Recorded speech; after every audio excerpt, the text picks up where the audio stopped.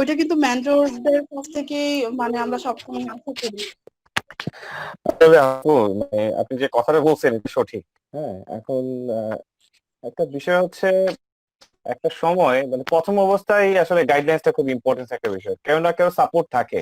কেউ যদি বলে আসলে যে আমি কারোর সাপোর্ট ছাড়াই ফ্রিল্যান্সিং করছি, আসলে এই কথাটা বিশ্বাসযোগ্য না। হয়তো বাই চান্স কেউ ক্ষেত্রে হয়েছে। এখন সাপোর্ট আসলে কিভাবে পায় না? সে ইউটিউব ভিডিও দেখে নাই, ইউটিউব বানায় দেয় নাই। সাপোর্ট একজনের না একজনের কাছ থেকে কিন্তু পাইছে ঠিক।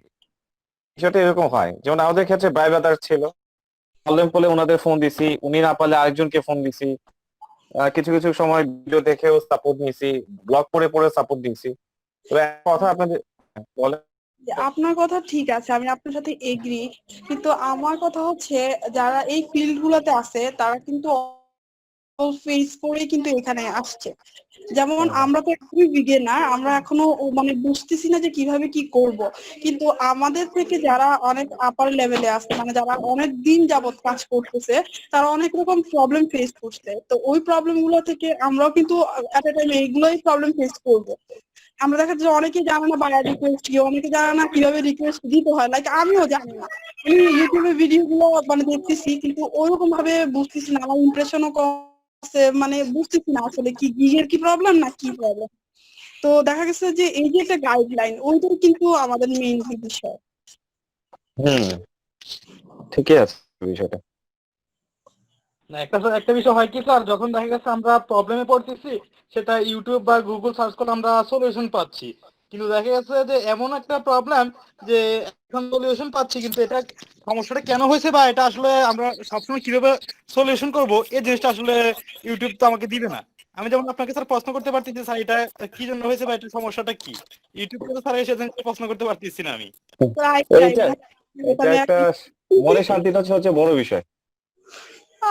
আমি এই জিনিসটা সবসময় ফেস করি যে ইউটিউবের ইয়ে দেখলে দেখা গেছে যে মনে অনেক কোয়েরি থাকে, ওই কোয়েরি গুলো তো আর করা যাচ্ছে না, আর মেসেজ দিলেও তারা কি করে অনেক লেটে রিপ্লাই দেয়, তারপর মনেও থাকে না যে কি কোথায় কি করলাম। তো এটাই এটাই হচ্ছে ক্লাস করার কি আমরা ফেস টু ফেস কোয়েশ্চেন করতে পারলাম। তা ঠিক আছে, এটা আমি এগ্রি আছি, এটা হয় এরকম। Okay sir. আসলে বিষয়টা আসলে এক এক দিক থেকে চিন্তা ভাবনা করে যার যার দিক থেকে একরকমের আছে বিষয়। তবে স্যার তত কিছু হোক, আমাদের নতুনদের মানে সরাসরি সাপোর্টটা বা এরকম মেন্টরিং ক্লাস, এই জিনিসটা স্যার আমাদের জন্য সবচেয়ে বেস্ট। হ্যাঁ, কারণ আমরা তো কিছুই বুঝি না, সেক্ষেত্রে যখন পাঠান আমরা ভাই কোনো কিছু প্রবলেম করতেছি বা 20টা জানাতে। ক্লাস করার পরে এরপর বললেন ভালো হয়েছে না খারাপ হয়েছে, এখন না, বইলা লাভ নেই। এটা এখন ক্লাস তো ভালো আর হয়েছে সেটা তো স্যার কাজের উপরে দেখা যাবে। কিন্তু সেটাই যে সেটাই বিষয়টা বলতেছি যে মানে সাপোর্টটা, সেটা জিনিসটা বলতেছি, সাপোর্টটা তো আসলে আমরা যেমন আমাদের ক্লাস শেষ হয়ে গেছে প্রায় 1 মাসের উপরে হবে, বেশি হবে স্যার, 2 মাসের মতো হবে। আমরা এতদিন মানে কার সাথে যে একটু শেয়ার করবো এই জিনিসটা আমরা পাই নাই। কিন্তু এখন তো স্যার আপনি আছেন যে আপনার সাথে হ্যাঁ 2 মিনিট শেয়ার করতে পারতেছি যে আমার এই প্রবলেমটা, এই জিনিসটা আর কি সবচেয়ে মানে সবচেয়ে বেশি দরকার আমাদের। হ্যাঁ সেটাই। স্যার আমার মতে হচ্ছে প্রথমে বিশ্বাস অর্জন করা উচিত, মানে বিশ্বাস করা উচিত, তারপরে শুরু করা উচিত। বিশ্বাস না করলে এটাতে মনোযোগ থাকবে না, শিখার ইন্টারেস্টও থাকবে না। তা আমরা আপনাকে বিশ্বাস করি, আমরা আশা করি যে আপনার হাত ধরে আমরা ভালো কিছু করতে পারবো ইনশাআল্লাহ। হ্যাঁ, বাকিটা আল্লাহ। আমিও আশাবাদী 20টা ক্লাসের মধ্যে ভালো একটা কিছু হবে, বাকিটা ইনশাআল্লাহ। বললাম বিষয়।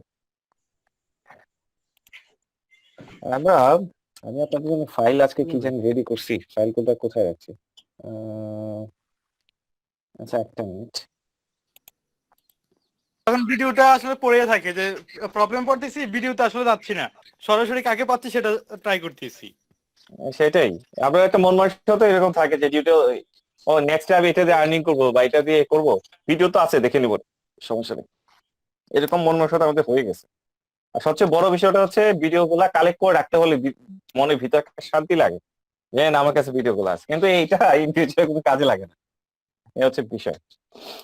আচ্ছা আহ স্যার, স্যার, কথা হচ্ছে যে টিউটোরিয়াল গুলো তো আপনি কম করে হলেও ইউটিউব থেকে বা এভাবে ঘেটে ঘুটে বের করা যায়, হ্যাঁ, কিন্তু স্যার গাইডলাইনটা তো আর ঘেটে ঘুটে বের করা স্যার পসিবল হয় না। এটা কি এটা এক্ষেত্রে একটা আমি মনে সিরিয়াল করি করছে আসল কথা, যে বিষয়টা কি জানেন ভাই বসে ভাই, আহ, এই যে টিউটোরিয়াল ধরেন আমি বানাচ্ছি বা রেকর্ড করলাম, এটা আসলে কাদের দরকার? এটা কিন্তু দরকার আপনাদেরই দরকার। আপনারা লাইভে আছেন, গাইডলাইনটা প্রিপেয়ার শুনতেছেন, করে রাখাটা হ্যাঁ, আপনার মাথায় কিন্তু আছে যে আমি এই কথাটা বলছিলাম। যখন আপনার এই কথাটা মনে হবে তখন এই জায়গাটা টেনে টেনে আপনার খুঁজে বের করলে কিন্তু আপনি হয়ে গেল। এই হচ্ছে বিষয়। আচ্ছা, আমার স্ক্রিনটা কি দেখা যাচ্ছে মনে হয়? হ্যালো? জি স্যার, দেখা যাচ্ছে। আচ্ছা, নামাজের দেখা যাচ্ছে। আসছে সময় নামাজ থেকে অলরেডি 28 প্রায় 30 এর কাছাকাছি। আচ্ছা, আমরা শুরু করি আস্তে আস্তে, হ্যাঁ? শুরু করি। আজকে জি স্যার, শুরু মোটামুটি করতে পারেন। অনেকগুলা কাজ আছে, গ্রুপে মনে হয় অনেকে জয়েন দিছেন, এক্সট্রা অনেকেও আছে। জয়েন হোক, পরে দেখা যায় কি করা যায়। আচ্ছা, গ্রুপে কাজ শেষ। আমরা আজকে মূলত হচ্ছে টার্গেট করবো, হ্যাঁ?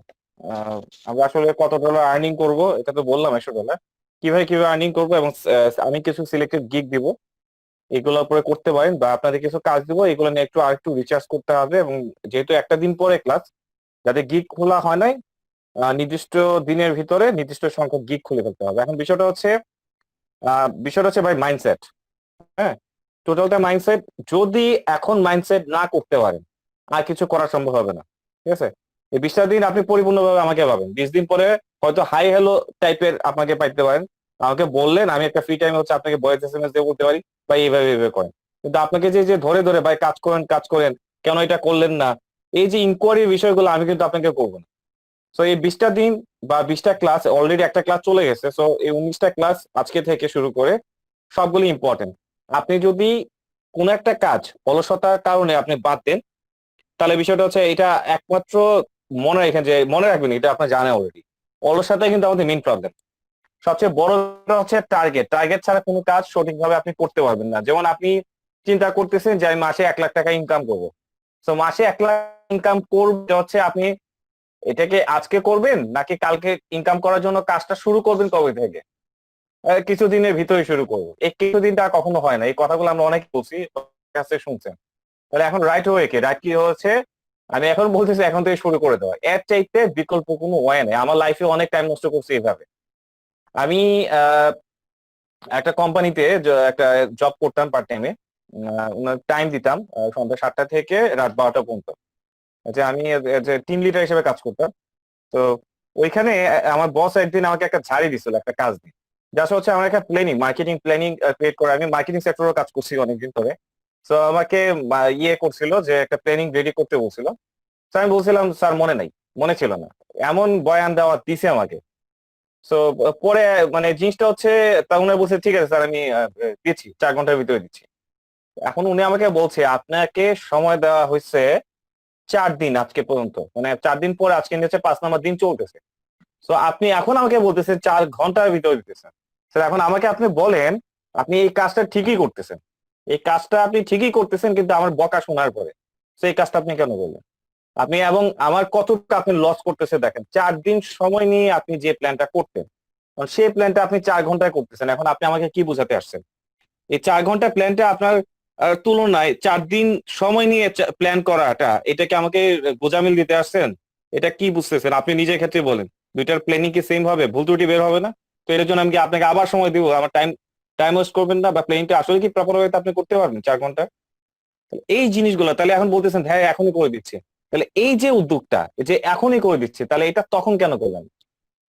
মানে এই যে আরো কয়েকটা আনুষঙ্গিক কয়েকটা বিষয় তুলে দিছে, তো তখন থেকে আমার মাথায় আসলে মাইন্ডসেট হয়ে গেছে যে আমরা আসলে অলসতার কারণে একটা বিষয়, যেমন হচ্ছে ধরেন আমি আপনাকে যদি বলি আমার ক্লাসের ক্ষেত্রে এই এরপর থেকে আমি মানে সেই ধরনের কোনো সমস্যা ছাড়া আমার ক্লাসগত মানে ওই দিনের পর থেকে অফিসিয়াল সহ আমার অনলাইন ক্লাস বা যে কোনো কিছু, আমার কিছু কিছু জিনিস মিস্টেক হয় না। যেমন আমি স্টুডেন্টদেরকে বলছি রাত 9টার ভিতরে কাজ পেয়ে যাওয়া, রাত 9টার ভিতরে ফাইল পেয়ে যাওয়া। যদি নাও পারে আমি মেসেজ দিয়ে রাখছি আমি এই প্রবলেমের কারণে আপনাদের ফাইল দিতে পারি, বাট মিস্টেক হয় না। কারণ এখান থেকে দেখেন, আমি যদি যখন আমি কমিটমেন্ট মিস করতেছি, স্টুডেন্টরা আমার কাছ থেকে একটা খারাপ একটা ফিডব্যাক নেবে, যে স্যার বলছে, যার স্যার তো ভালো না, বলে দিবে দেয় না, এরকম একটা ফিডব্যাক আসতে পারে। যদি আমি ভালো কমিউনিকেশন থাকবো না কেন, আস্তে আস্তে একটা দূরে গ্যাপ সৃষ্টি হয় এইসব প্রবলেমগত কারণে, কমিটমেন্টগত কারণে। যখন আমি জাস্ট আমি ফাইলটা দিয়ে দিব, স্যার ভালো। কিন্তু যখন আমি জাস্ট আমি কোনো একটা কিছু করবো না, স্যার খারাপ, মানে স্যার মানে কমিটমেন্টের ভিতরে নাই, বা এই বিষয়গুলো চলে আসতেছে।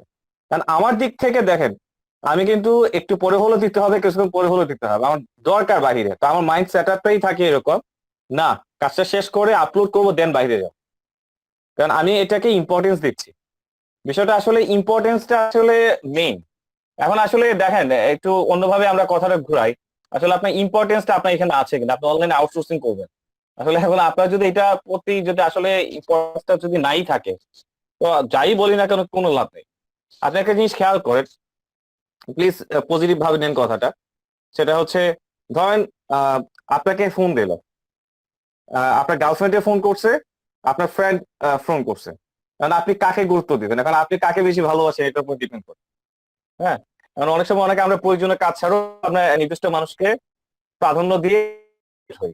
হ্যাঁ, তো এখন আমি যদি আমার গার্লফ্রেন্ডের প্রতি বেশি কেয়ারিং থাকি, বা এটা যদি আমার মনে হয় না এটা আমার মেইন ফোকাস পয়েন্ট বা এটা আমার দরকার, তো সেক্ষেত্রে আমি বন্ধুকে বলবো যে দোস্ত তোর সাথে কালকে দেখা করি, আমার একটু আর্জেন্ট কাজ আছে, আমি ওনার সাথে দেখা করতে গেলাম। তো এখন বিষয়টা হচ্ছে এই ইম্পর্টেন্সটা আসলে আপনি কাকে ইম্পর্টেন্স দিচ্ছেন। অনেক সময় আমরা এমন ক্ষেত্রেও দেখি যে গার্লফ্রেন্ডকে সময় দিই না, যে দেখো আমি আজকে ব্যস্ত আছি, আমি তোমাকে আজকে না বলছিলাম আজকে, আমি কালকে সময় দিচ্ছি, আমার একটা ইম্পর্টেন্ট কাজ আছে, তখন দেখা যাচ্ছে যে আমি বন্ধুর সাথে ঘুরতে গেছি। এখন আসলে এই দুজনের মধ্যে ইম্পর্টেন্সটা আসলে কোথায়? এখন আমরা কজগুলা কি দেখাই, কজগুলো হচ্ছে স্যার কালকে তো প্রাইভেট ছিল এর জন্য আসলে কাজটা করতে পারিনি, ভাইয়া আমার তো ভাইয়ার এর জন্য আমি কাজটা করতে পারিনি। কজ কিন্তু আছে, মানে এই কজ দেখালে আসলে একটাই দাঁড়াচ্ছে, তখন আপনার মাথায় আজকে থেকে জিনিসটা সেট করে নিন যে ভাইয়াকে আমি কি বলবো, আমি আজকে ভাই আমাকে কাজ দিল। হ্যাঁ, তো এখন ভাইকে যদি বলি ভাই আমার তো এই কাজের জন্য আমি কাজটা করে দিতে পারি না, আমার কম্পিউটার পার্টস নষ্ট হয়ে গেছে এর জন্য কাজটা করে দিতে পারিনি, তার মানে এই না আপনি যদি ইম্পর্টেন্সটা আপনার থাকতো, আর যদি পরীক্ষা হলের জন্য আপনাকে বলতো যে আপনি ফাইলটা পাঠালে 50 মার্ক পাবেন, নাহলে পাঠাতেন না, তখন দেখা যাবে আপনার কম্পিউটার লাগবে না, আপনার ফ্রেন্ডের কম্পিউটার হলো একটা ম্যানেজ করে ফাইলটা পাঠাবেন, কারণ আপনি এটাকে মার্ক পাবেন, মার্ক যুগ হবে, কারণ এটা আপনি ইম্পর্টেন্স দিচ্ছেন। ইম্পর্টেন্স না হলে তখন কিন্তু আপনি ফাইলটা পাঠাতেন না। তো এই আর কি বিষয়টা। এখন এই জিনিসটা আপনার মাথা থেকে একটা আগে থেকে ইনপুট করে রাখবেন যে আমি যে কাজ দেওয়া হচ্ছে আমাকে, আমাকে জিজ্ঞাসা করবে ক্লাসে আসলে, তখন আমি আসলে কি বলবো, আমি কোনো কজ দেখাবো? তাহলে কজ দেখানো মানে কি? তার মানে আমি হচ্ছে এই কাজটাকে গুরুত্ব দেইনি। এমন কোনো বিষয় না যে মরে যাওয়া কেউ যদি আপন লোক মারা যায় এই বিষয়টা হচ্ছে ভাই আলাদা, এই বিষয়টা হচ্ছে আলাদা। হ্যাঁ, কয়েকটা বিষয় রিজন থাকতে পারে। তো এই কথাটা আমি ফাইনালি বলতে চাচ্ছি যে ইম্পর্টেন্সটা আসলে আপনি কাকে দিচ্ছেন ওইটার উপরে ডিপেন্ড করছে। কজ দেখে লাভ দেখে আপনি অনেক কিছু দিতে পারবেন, সারা জীবনে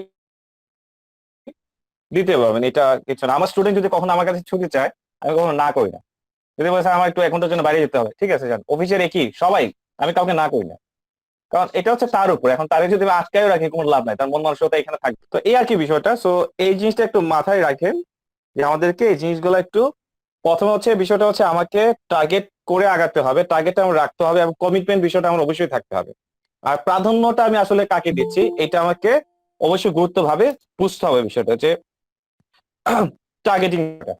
তো এই টার্গেট, এগুলো হচ্ছে কমিটমেন্টের বিষয়, এই আর কি বিষয়গুলো। তো এই জিনিসগুলো আমাদের মেনটেনেন্স করে চলতেই হবে।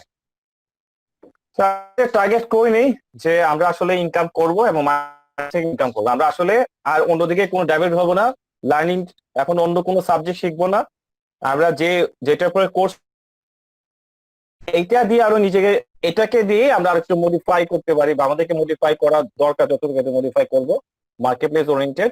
এবং ইনশাল্লাহ আমরা সবাই এই কয়েকটা ক্লাসের মধ্যে হচ্ছে আমরা ইনকাম করে দেখাবো। আপনি যদি বিশ্বাস আনেন অবশ্যই কাজ করবেন, আমি বললাম বিশ্বাস আগে আনতে হবে, বিশ্বাস যদি না আনেন কোনোভাবেই পসিবল না।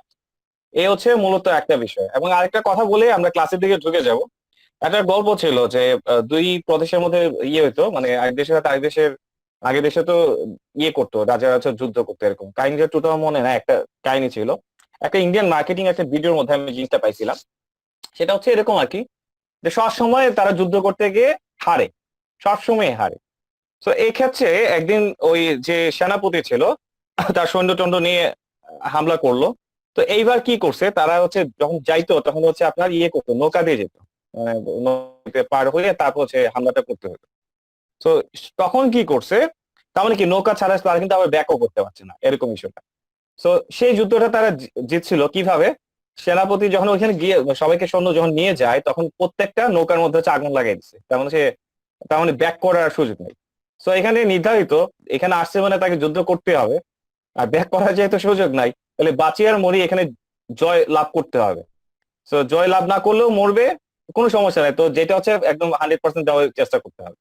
তো তারা তখন সেই যুদ্ধটা জয় করছিল, কারণ মাইন্ডসেটে আসছিল যে আমি এখানে যুদ্ধ করতে আসছি, আমাকে জয় হতে হবে, আর যদি জয় না করি তাহলে ফিরে যাওয়ারও হচ্ছে আমার কোনো উপায় নেই, আমি ফাঁকি দিয়ে যাওয়ার কোনো এখানে সুযোগ।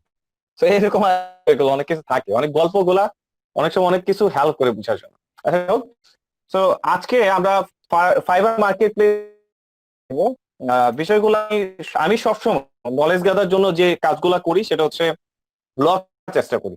হয়তো আমরা এখন একটা ট্রেডিশন চলে আসছে যেভাবে ভিডিও দেখা, কিন্তু ইউটিউবের ভিডিওতে কিন্তু অনেক গেপিং থাকে। যেমন একটা জিনিস আমি আপনাকে বলি, যেমন আজকে আপনাদের যে প্রেজেন্টেশন করছি এটা কিন্তু আমার নিজের লেখা না, নিজের কিছুই না, আমি জাস্ট এই জিনিসগুলো হচ্ছে কালেক্ট করছি, কয়েকটা ব্লগ পড়ছি, ব্লগ থেকে এই ব্লগ থেকে এতটুকু, ওই ব্লগ থেকে এতটুকু। তাহলে একটা ব্লগ পড়ে আমি যতটুকু নলেজ গ্যাদার করছি এইটাকে কিন্তু আরো শর্ট করছি, ঠিক আছে, শর্ট করে এখানে আমি জিনিসগুলা করতেছি। তো একটা ইউটিউবে ভিডিও যখন বানানো হয়, যে বানাচ্ছে সে আগে টপিক সিলেক্ট করে যে আমি হ্যাঁ এই টপিকটার উপরে আজকে আমি ভিডিও বানাবো, তখন এই টপিকের উপর যদি তার নলেজ থাকে ডাইরেক্ট ভিডিও বানানো শুরু করে, না হলে হচ্ছে এই টপিকটা নিয়ে সে আগে নলেজ গ্যাদার করে তারপর হচ্ছে তার ভিডিওটা শুরু করে। তো একটা সে যে নলেজ টোটালটা ইয়ে করছে, সে যখন ডেলিভার করছে এখান থেকে কিন্তু একটা কনফার্ম জিনিস আপনি পাবেন, পরিপূর্ণভাবে জিনিসটা ডেলিভার হবে না। তো এই ক্ষেত্রে আপনাদের ক্ষেত্রে ওই জিনিসটা হয়। আবার ব্যাটার করা কখন সম্ভব হয়? ব্যাটার করা তখন সম্ভব হয় যেমন ধরেন আমাকে যদি বলেন একটা গল্পের বই লিখতে, ধরেন হচ্ছে বা কোন একটা টপিকের উপরে বই লিখতে, তখন আমি কি করব যে এই টপিকের উপরে কে কে কোন কোন রাইটার আছে অলরেডি বই লিখছে তাদের বইগুলাকে আমি একটু সংগ্রহ করব, 3টা বই পড়বো, 3টা বই আগে কমপ্লিট করবো, কমপ্লিট করে যে নলেজটা গ্যাদার হয়েছে এখন এটা আমি আমার মতো করে লেখা শুরু করবো, শেষ নতুন একটা বই চলে আসলো, এরকম আর কি বিষয়টা। তো আপনাদেরকেও কিছু কিছু কাজ করতে হবে। এখন আমি যেটা দেখাবো এটা হচ্ছে আমার মতো করে আমি দেখালাম, কিন্তু নিজেকে আরেকটু স্টাডি করতে হবে, এবং স্টাডি করা সবচেয়ে ভালো হয়ে বই পড়া, ব্লগ পড়া, এটা হচ্ছে ইয়েটা বেশি। তো ব্লগ ভাল লাগে, বইতে অনেকটা সময় ইয়ে করা লাগে, ব্লগটা একটু গোছানো থাকে, অনেক সময় ভিডিও ছবি দিয়ে, বইতেও থাকে, কিন্তু আমার কাছে ব্লগটা সবচেয়ে বেশি ভালো লাগে। তো ফাইনাল কথা এটা বলতে আছে, আমি বোঝানোর ট্যাক্স হিসেবে আমি লিঙ্ক গুলা দিয়ে দিব, এগুলোকে শর্ট নোট করছি, এইটাকে আপনি আবার একটু রিডিং পড়ে আসবেন। তো রিডিং পড়ে আমি একবার বুঝাইলাম, যখন আপনি আবার পড়বেন একদম মাইন্ড সেট আপ হয়ে যাবে, এই হচ্ছে বিষয়। তো আজকে আমি ফাইবারে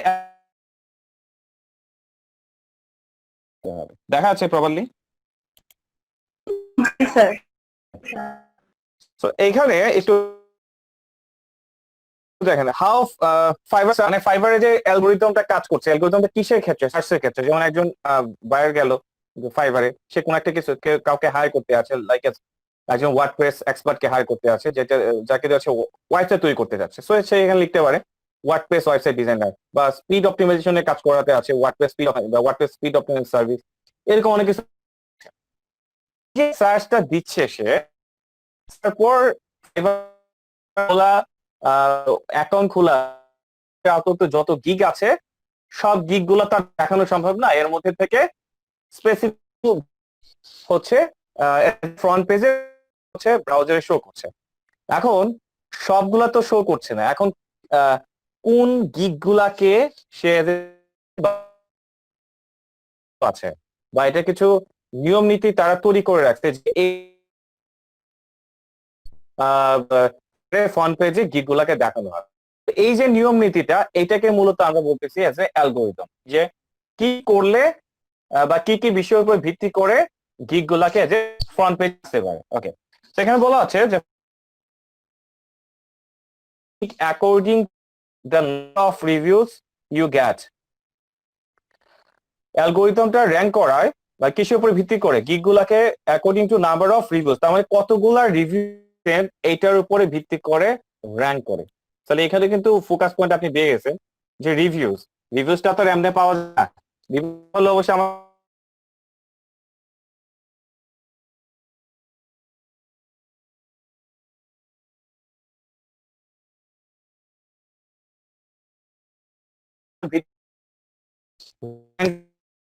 পসিবিলিটি চলে আসে। And your and gig tags and description. এখন এখানে একটু কথা বলি, কনভার্সন রেটটা বলতে কি বুঝেন একটু বলেন তো আমাকে। কনভার্সেশন রেট আমি বলবো বাট আপনাদের কাছেও কিছু আনসার জানতে চাচ্ছেন। মানে ক্লায়েন্ট আমাকে কখন মেসেজ দিচ্ছে, আমি কখন তার উত্তর দিয়েছি, মানে এই সময়টা কতক্ষণ লাগছে, আচ্ছা, মানে এটা আছে কত দ্রুত আমি দ্রুত অ্যান্সার দিতে স্যার answer যারা দিচ্ছেন। এই কনভারসেশন করার জন্য প্রপারলি যে অ্যান্সারটা দেয়, মানে উনি যেটা চাচ্ছে ওই ধরনের অ্যান্সারটাই উনি তাকে প্রোভাইড করতেছে, ওই টাইপের। আচ্ছা, আপনাদের কাছে আনসার বিষয়টা জানার কিছু কারণ আছে, এটা ঘাবড়াবেন না। যে যতটুকু জানে সেটা শেয়ার করেন। অনেক সময় আমি একটু কম জানতে পারি, বা আপনার কাছ থেকে একটা ইনফরমেশন বের হতে পারে, বা আমি যেটা বলছি এটা একটু কঠিন ভাবে বলতেছি, আপনাদের কাছে আনসার গুলো আসতে একটু সহজ হয়ে যায়, বা আপনারা আসলে কতটুকু জানেন এটা আমার জন্য একটু বুঝতে সুবিধা হয়। আচ্ছা, কনভারসেশন যেটা বলছেন, হ্যাঁ এটাও কনভারসেশনের একটা পার্ট বলতে পারেন। এখন বিষয়টা হচ্ছে কনভারসেশনটা তো এমনও হতে পারে, কনভারসেশন এখানে কথাটা কি বলছে, মেইন কথা হচ্ছে গিগ র্যাঙ্কিং এর বিষয়টা বলেছে, গিগ র্যাঙ্কের বিষয়টা।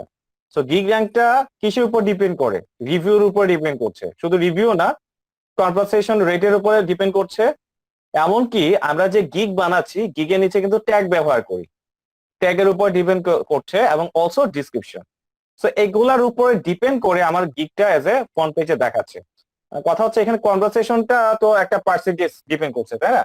সো তার মানে যদি এইটাই হতো তাহলে আমরা কি করতাম? আমরা একজন একজনের সাথে চ্যাটিং করতাম, বলতাম যে তুমি এজ এ সেলার হিসেবে আমার সাথে কথা বলো, গিগটা র্যাঙ্ক করার একটা পসিবিলিটি চলে আসছে, তাই না? সো এইটা না, কনভারসেশন রেট হচ্ছে এরকম বিষয়টা, আপনি কতজন মানুষের সাথে কথা বলছেন, এবং কতজন মানুষের সাথে কথা বলে আপনি সেল করতে পারছেন। Selling, numbers of conversation, number of sale, কতজন মানুষের সাথে কথা বলে কতটা প্রোডাক্ট সেল করছেন, এটাও কিন্তু একটা রেশিও মধ্যে চলে আসে। এবং আরেকটা বিষয় এখানে থাকছে টাইমিং, এটা কিন্তু খুবই একটা বিষয়। যেমন অনেক সময় আমরা দেখি যে রেসপন্স টাইমটা খুবই হচ্ছে লো হয়ে যায়, মানে বেড়ে যায়। মানে বিষয়টা হচ্ছে আমাকে কেউ নক করলো, আমি 4 ঘন্টা পরে আনসার দিলাম, বা 2 দিন পরে ফাইবারে ঢুকে দেখলাম যে আমাকে কেউ মেসেজ দিছিল। সো আমি যে তাকে আনসারটা ব্যাক করি নাই, এইটা হচ্ছে আমার ফল্ট। হ্যাঁ, এটার কারণ হচ্ছে টাইমিংটা বেড়ে যায়। সো এটা বিষয়টা আমরা জানি, তাই না? আচ্ছা, সো এটা নিয়ে একটা মিসআন্ডারস্ট্যান্ডিং থাকে, বা অনেকে অনেক সময় ভুল করি। ভুলটা হচ্ছে এরকম যে অনেক সময় হচ্ছে কাস্টমারের সাথে আমি কথা বলি, সিস্টেমটা হচ্ছে আমার কাছ থেকে আনসার কিন্তু অলওয়েজ থাকতে হবে, শেষ আনসারটা যেন আমার হয়, এই জিনিসটা অলওয়েজ চিন্তা করতে হবে। আর সে আমাকে নক করছে, সে আমাকে যেহেতু নক করছে, অলওয়েজ আমি তার সাথে কথা বলবো, এবং ফাইনালি তার জন্য আমারই থাকে। এবং লাস্টে যেমন ধরেন যেমন সে বললো যে তুমি আমি লাস্টে বললাম যে সে আমাকে থ্যাংক ইউ দিল, আমি ওয়েলকাম বললাম, তারপর সে আবার বললো ইউর মোস্ট ওয়েলকাম, বা এরকম, বা এটা আমার আসলে করা উচিত, তার জন্য আমি করছি, তারপর আপনি কিছু বলেন নাই। আপনার উচিত ছিল আপনার কথাটা বলা। মানে বিষয় হচ্ছে সর্বশেষ আনসারটার জন্য আপনার থাকে। অনেক সময় এগুলা থেকে কিন্তু রেটিং এর পরিমাণটা বাড়ে, এবং অনেক সময় অনেক করে যে ক্লায়েন্টকে আপনার হচ্ছে ডেলিভারি দিয়ে থ্যাংক ইউ মেসেজ দেন না, এগুলো কিন্তু খুব খারাপ জিনিস। হ্যাঁ, অনেক সময় হচ্ছে এগুলো দিয়ে একটা থ্যাংক ইউ মেসেজ দিতে হয়, এই জিনিসগুলো রাখবে। আচ্ছা, এগুলো নিয়ে আমরা আরো কথা বলবো। আচ্ছা, সো এই জিনিসগুলো আমরা জানি। তো এখানে একটা কথা আমরা বললাম যে কনভারসেশন রেটটা কি। আচ্ছা, তো এখানে আমরা একটা কথা বলতে চাই, সেটা হচ্ছে কয়েকটা টপিক আমরা নিয়ে আলোচনা করতেছি অ্যালগরিদমে। তার মানে এখানে এই যে রিভিউটা আসবে, মানে কি রিভিউটা আসা মানে হচ্ছে আমার তো অর্ডার পেতে হবে, তাই না? অর্ডারটা কিন্তু আমাকে পেতে হবে। তো এখানে একটা বিষয় বলি, আহ যেটা আমরা বলি যে আচ্ছা, এটা এটা ফুল মিনিংটা কেউ জানেন? ASAP, as soon as possible. as soon as possible. as soon as possible, এটা আমি ইচ্ছা করি আপনাদের কাছে জানতে চাইলাম, কারণ অনেক ক্লায়েন্ট কিন্তু এইভাবে শর্টভাবে লিখে দেয় ASAP, মানে এটা তো গুগলে সার্চ করে পাচ্ছেন না, মানে ট্রান্সলেট করে দেখা যাচ্ছে যে অনেক সময় এটা আসে না। অর্থাৎ ফুল মিনিং লিখে সার্চ দিলে অনেক সময় as soon as possible, মানে আপনার বলা হচ্ছে যে খুব সম্ভব একটা অর্ডার নেওয়া। এখন সেক্ষেত্রে বলা হয় অনেকের ক্ষেত্রে, বা এটা হচ্ছে একটা ফাইবারের যারা হচ্ছে এক্সপার্ট যারা আছে, এটা কিন্তু আনঅফিসিয়াল কথাটা বলতেছে, আমি যে কথাটা এখন আনঅফিসিয়াল। তো এটা পালন করতে হবে এরকম কিছুটা, যদি পসিবল হয় তাহলে হয়তো কোনো বন্ধু বান্ধব বা কারো কোনো পারপাসে কোনো একটা অর্ডার নিয়ে নেওয়া, এবং ইনশিওর করা যে সে একটা ভালো রিভিউ দিবে, ভালো একটা কিছু লিখে যেন। মানে বিষয়টা হচ্ছে আপনার প্রোফাইলে যখন কোনো রিভিউ থাকে, কাজ পাওয়াটা একটু ডিফিকাল্ট, মানে একটু ডিফিকাল্ট হয়ে যায়, বিশ্বাস করতে মানুষকে কষ্ট হয়ে যায়, একজন কাজ যে আপনাকে কাজ দিবে এটার উপর একটা ডিপেন্ড, মানে একটু কষ্ট হয়ে যায়। হ্যাঁ, তো এই ক্ষেত্রে এইভাবে কোন একটা ওয়েতে কাজ নেওয়াটা পারলে পসিবল হলে নেওয়া, তবে সেটা সম্ভব হলে একবার, এর বেশি না। কারণ সেকেন্ড বার যখন ট্রাই করতে যাবেন কোন একটা ধরা খেয়ে আপনার অ্যাকাউন্ট গুলো সাসপেন্ড হতে পারে, কারণ এটা ফাইবারের টার্মস এন্ড কন্ডিশনে একেবারে বাহিরে। কিন্তু এটা একটা টেকনিক, এই টেকনিকটা কাজে লাগাতে পারলে সুবিধা হয় নেক্সট কাজগুলো পেতে। কারণ একটা রিভিউ আপনার প্রোফাইলে কাজ পেতে অনেকটা হেল্প করবে। আপনি নিজের ক্ষেত্রে চিন্তা করুন, আপনি কাউকে কাজ দিতে যাবেন, এখন আপনি কি কাউকে কাজ দিবেন যার এখানে রিভিউ নাই? এই জিনিসগুলো একটু চিন্তা ভাবনা করে দেখবেন। সো আমি বলবো না যে আপনি কোনো করেন যে মানে করেন, একটু সময় নিলে হয়তো একটু সময় বেশি লাগতে পারে, চাইলে পারা যায়। কারণ আমার সত্যি কথা বলতে আমার ফাইবারের আমার স্টোরি যদি বলি, ফাইবারের ভাই আমার এখন 3 নাম্বার একটা আইডিয়া আছে। আমি এখন বলতে 2বার ফাইবারে ব্যান খাইছি, ঠিক আছে? 2বার ব্যান খাইছি আমার লাইফে, অনেক ধরা খাইছি, বিশেষ করে ফাইবারে বেশি ধরা খাইছি। যাক, এটা নিয়ে আরেকদিন স্টোরি বলবো না, এটা আজকে এখানে অ্যাড করি না। তো আরেকটা এখন বর্তমানে রানিং আছে, তারপরে এটা এখন অ্যাক্টিভ, বাট এটা তেমন একটা অ্যাক্টিভিটি নাই আর কি। আছে কয়েকটা রিভিউ টিভিউ নিয়ে কয়েকটা কাজ আছে, বাট এখন বলতে কোনো ফাইবার অ্যাকাউন্ট বা আমার পরিচিত যারা খেয়াল করছি কেউ এই কাজ করে নাই। বাট মাঝে মধ্যে কয়েকটা কাজ করে, এটা পরে বলতেছি, সেটা হচ্ছে র্যাঙ্ককে অনেক সময় হারাই ফেলে। কারণ যে আপনার 1 লেভেল সেলার, 2 লেভেল সেলার, তাদের অনেক সময় হচ্ছে র্যাঙ্ক ডাউন খাওয়ার একটা পসিবিলিটি থাকে। সব মানুষের সবসময় কাজে একটু ডাউন, তখন হচ্ছে এই টেকনিক করে তারা অনেক সময় ওই র্যাঙ্কটা ধরে রাখার জন্য অনেক সময় এই ধরনের টেকনিক গুলো তারা অ্যাপ্লাই করে। বাট যথেষ্ট সেফটি ভাবে কাজ করে। যেমন কিছু সিস্টেমেটিক আছে, যেমন আপনার ধরেন আপনার গিগটা যদি প্রপারলি যদি করতে পারেন, অপটিমাইজ যদি করতে পারেন, বিষয়টা হচ্ছে অবশ্যই তো এটা ফাইবারে র্যাঙ্ক আসবে। হয়তো ফার্স্ট পেজে আসবে না, নাহলে 10 নম্বর বা 50 নম্বর একটা পেজে তো আছে। আচ্ছা, একটা সফটওয়্যার আছে বা একটা লিঙ্ক আছে, আমি দিয়ে দিব, যেটার মাধ্যমে আপনি বের করতে পারবেন যে আপনার আর কিওয়ার্ড ওয়াইজ কত নাম্বার পেজে আছে। এটা আপনি বের করে একটা ওয়েবসাইট আছে, আমি দিয়ে দিব। তো এইভাবে দিয়ে আপনি যদি কাউকে বলেন যে এইভাবে সার্চ করে এত নাম্বার পেজ থেকে গিয়ে খুঁজে বের করে তুমি আমার অর্ডার করো, এটা একটা বিষয়। বা হচ্ছে বায়ো রিকোয়েস্ট সিস্টেম করে এভাবে করা যায়। বা একটা আপনাকে বলে যে আপনার প্রোফাইল আগে সার্চ দিয়ে খুঁজে বের করে আগে আসো, দেন আমার সাথে কিছুক্ষণ চ্যাটিং করো, চ্যাট করার পর দেন হচ্ছে আমি তোমাকে বায়ো রিকোয়েস্ট পাঠাবো, দেন তুমি আমাকে অর্ডার করবা। তো এই সিস্টেমেটিকে করলেও অনেকটা করা যায়। তো একই নেটওয়ার্ক থেকে না করলেই হয় আর কি। তো বাংলাদেশ থেকে তো একজন বাংলাদেশি আরেকজন বাংলাদেশিকে দিতে পারে, এটা কোনো ফ্যাক্ট না। এরকম দেয় কাজ, যদি বাইরের হয় সেটা আরো সেই। হ্যাঁ স্যার, কিছু এটা বলবেন? হচ্ছে, স্যার আমার একটা কোয়েশ্চেন আছে এই বিষয়টা নিয়ে। হ্যাঁ স্যার, আমি যদি ধরেন সাপোজ আমারই একজন পরিচিত কেউ ফরেনারই, সে হ্যাঁ আমাকে একটা অর্ডার দিতে চাচ্ছে, তো সেক্ষেত্রে আমার এই গিগের লিঙ্কটা যদি আমি তাকে অন্য মানে যেমন আমরা স্কাইপ ইউজ করি বা অন্যান্য সফটওয়্যার গুলো ইউজ করে তাদের সাথে কমিউনিকেট করি, তো তাদেরকে যদি আমার গিগের লিঙ্কটা দিয়ে দেই, তাহলে ওই গিগের লিঙ্কটা দিয়ে ভিজিট করে কি সে আমাকে অর্ডার দিতে পারবে? হ্যাঁ দিতে পারবে। সবচেয়ে ভালো হয় ফেসবুক দিয়ে আনেন, ফেসবুকে কমিউনিকেশন করে আনেন, তবে ইমেলের থ্রুতে আনেন না। হ্যাঁ, কারণ তাদের টার্মস এন্ড কন্ডিশনের মধ্যে ইমেল মার্কেটিংটা বন্ধ করা। হ্যাঁ, স্কাইপিতে দিলে? স্কাইপি না দিয়ে ফেসবুক এরকম সোশ্যাল মিডিয়া পারপাস আপনি আনতে পারেন। সোশ্যাল মিডিয়াতে কথা বলেন, স্কাইপি তো সমস্যা হবে না, স্কাইপি তো সমস্যা হবে না। স্যার, লিঙ্কটা যদি দিয়ে দেয়, আমাকে তো খুঁজে পেতে হবে, কারণ আমি তো হচ্ছে নিউ, একদমই বিগিনার, আমাকে তো খুঁজে পাওয়াটা পসিবিলিটি আমি খুব। কোনটা বলছি আপু আপনি বুঝেন না, আমি বলতেছি কখনো আপনি লিঙ্ক দেন কোনো সমস্যা নাই, বাট ইমেলের থ্রুতে লিঙ্ক দেন না আর কি। আচ্ছা আচ্ছা। কারণ না, তাদের স্যার এই তাদের প্রসেস হ্যাঁ একটা কারণ অন্তত রিভিউ পাওয়া লাগবে, এরপর বাকিগুলো হচ্ছে অন্য বিষয়। হ্যাঁ সেটাই আর কি। মানে এটা সবার উদ্দেশ্যে বলতেছি, অনেকে এই কাজটা করতে পারেন। কারণ সফটওয়্যারে বিভিন্ন ট্রেকিং সফটওয়্যার দিয়ে মানে এগুলো ধরা যায় একজন ভিজিটর যে আসতেছে সে কোন মিডিয়া থেকে আসতেছে, এগুলো বের করা যায় বা এগুলো হচ্ছে ট্র্যাক করা যায়। সেই আর কি বিষয়টা। তাদের টার্মস এন্ড কন্ডিশনে কিছু কিছু আছে, মার্কেটিং কিছু আছে মনে হয়, এটা অনেক আগে দেখছিলাম, এখন বর্তমানে আছে কিনা আমি জানি না, খেয়াল করলে একটু বুঝতে পারবো একটু, কারণ এদের টার্মস এন্ড কন্ডিশন গুলো কন্টিনিউয়াসলি চেঞ্জ হয়। হ্যাঁ, তো এই একটা বিষয়। তবে ফাইনালি যেটা বলবো সেটা হচ্ছে এটা করতে হবে এরকম বাধ্যবাধকতা কিছু না। আপনি এরকম ছাড়াও কাজ পাওয়া যায়, এরকম কাজ পাচ্ছে, এরকম আমি বলবো না যে কাজ পাচ্ছে না, কাজ পাচ্ছে। আর যদি কেউ এরকম এই টেকনিক অবলম্বন করেন, সর্বোচ্চ একবার, এর বেশি কখনো করতে যাবেন না। তবে কাজ পাওয়ার ক্ষেত্রে প্রথম অবস্থায় তো আপনি অর্ডার টর্ডার না আসলে তো আর র্যাঙ্ক করতে পারছেন না। একমাত্র একটাই ইয়ে থাকে, যেদিন আপনি গিগটা খুলেন, যেদিন হচ্ছে আপনি পাবলিশ করেন, শুধুমাত্র ওই দিনটার মধ্যেই আপনার র্যাঙ্কে আসা একটা পসিবিলিটি থাকে যে নিউএস হিসাবে। হয়তো যতক্ষণ না অন্য কেউ গিগ খুলতেছে ততক্ষণ পর্যন্ত হচ্ছে পাবলিশ হওয়ার আগ পর্যন্ত আপনি কিছুক্ষণ সময়ের জন্য হচ্ছে আপনি র্যাঙ্ক থাকবেন এজ এ নিউএস হিসেবে। কিন্তু তারপর হচ্ছে আপনি ডাউন খেয়ে যাচ্ছেন। তারপর হচ্ছে ফার্স্ট পেজে আসতে হলে এজ এ হচ্ছে নিচ্ছি হিসাবে, তখন হচ্ছে আপনার এটা সেলিং এর উপর ডিপেন্ড করছে। তো নতুন হিসাবে একটাই আমাদের জন্য অপশন আছে, as a buyer request. Client চাচ্ছে একটা কাজ করাতে, দেন হচ্ছে আপনি এখানে বিট করবে, এই ওয়েতে কাজ পাওয়ার একটা পসিবিলিটি আছে ফাইবার। এছাড়া আর কোনো ওয়ে নেই। আরেকটা আছে মার্কেটিং, এছাড়া আর কোনো সিস্টেমেটিক আমি দেখছি না।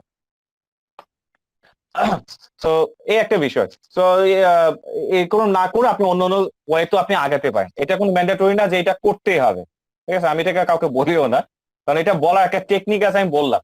কারণ এটা এটা অনেকে অনেকভাবে নেগেটিভ ভাবে বলতে পারেন যে স্যার তো তাহলে আমাদেরকে ইলিগেল জিনিসগুলো বলতেছে, এটাকে আসলে করা উচিত হবে কিনা, এটা নিয়ে অনেকে নেগেটিভিটি কথাবার্তা বলতে পারেন। ভাই এটা অ্যাভয়েড করেন।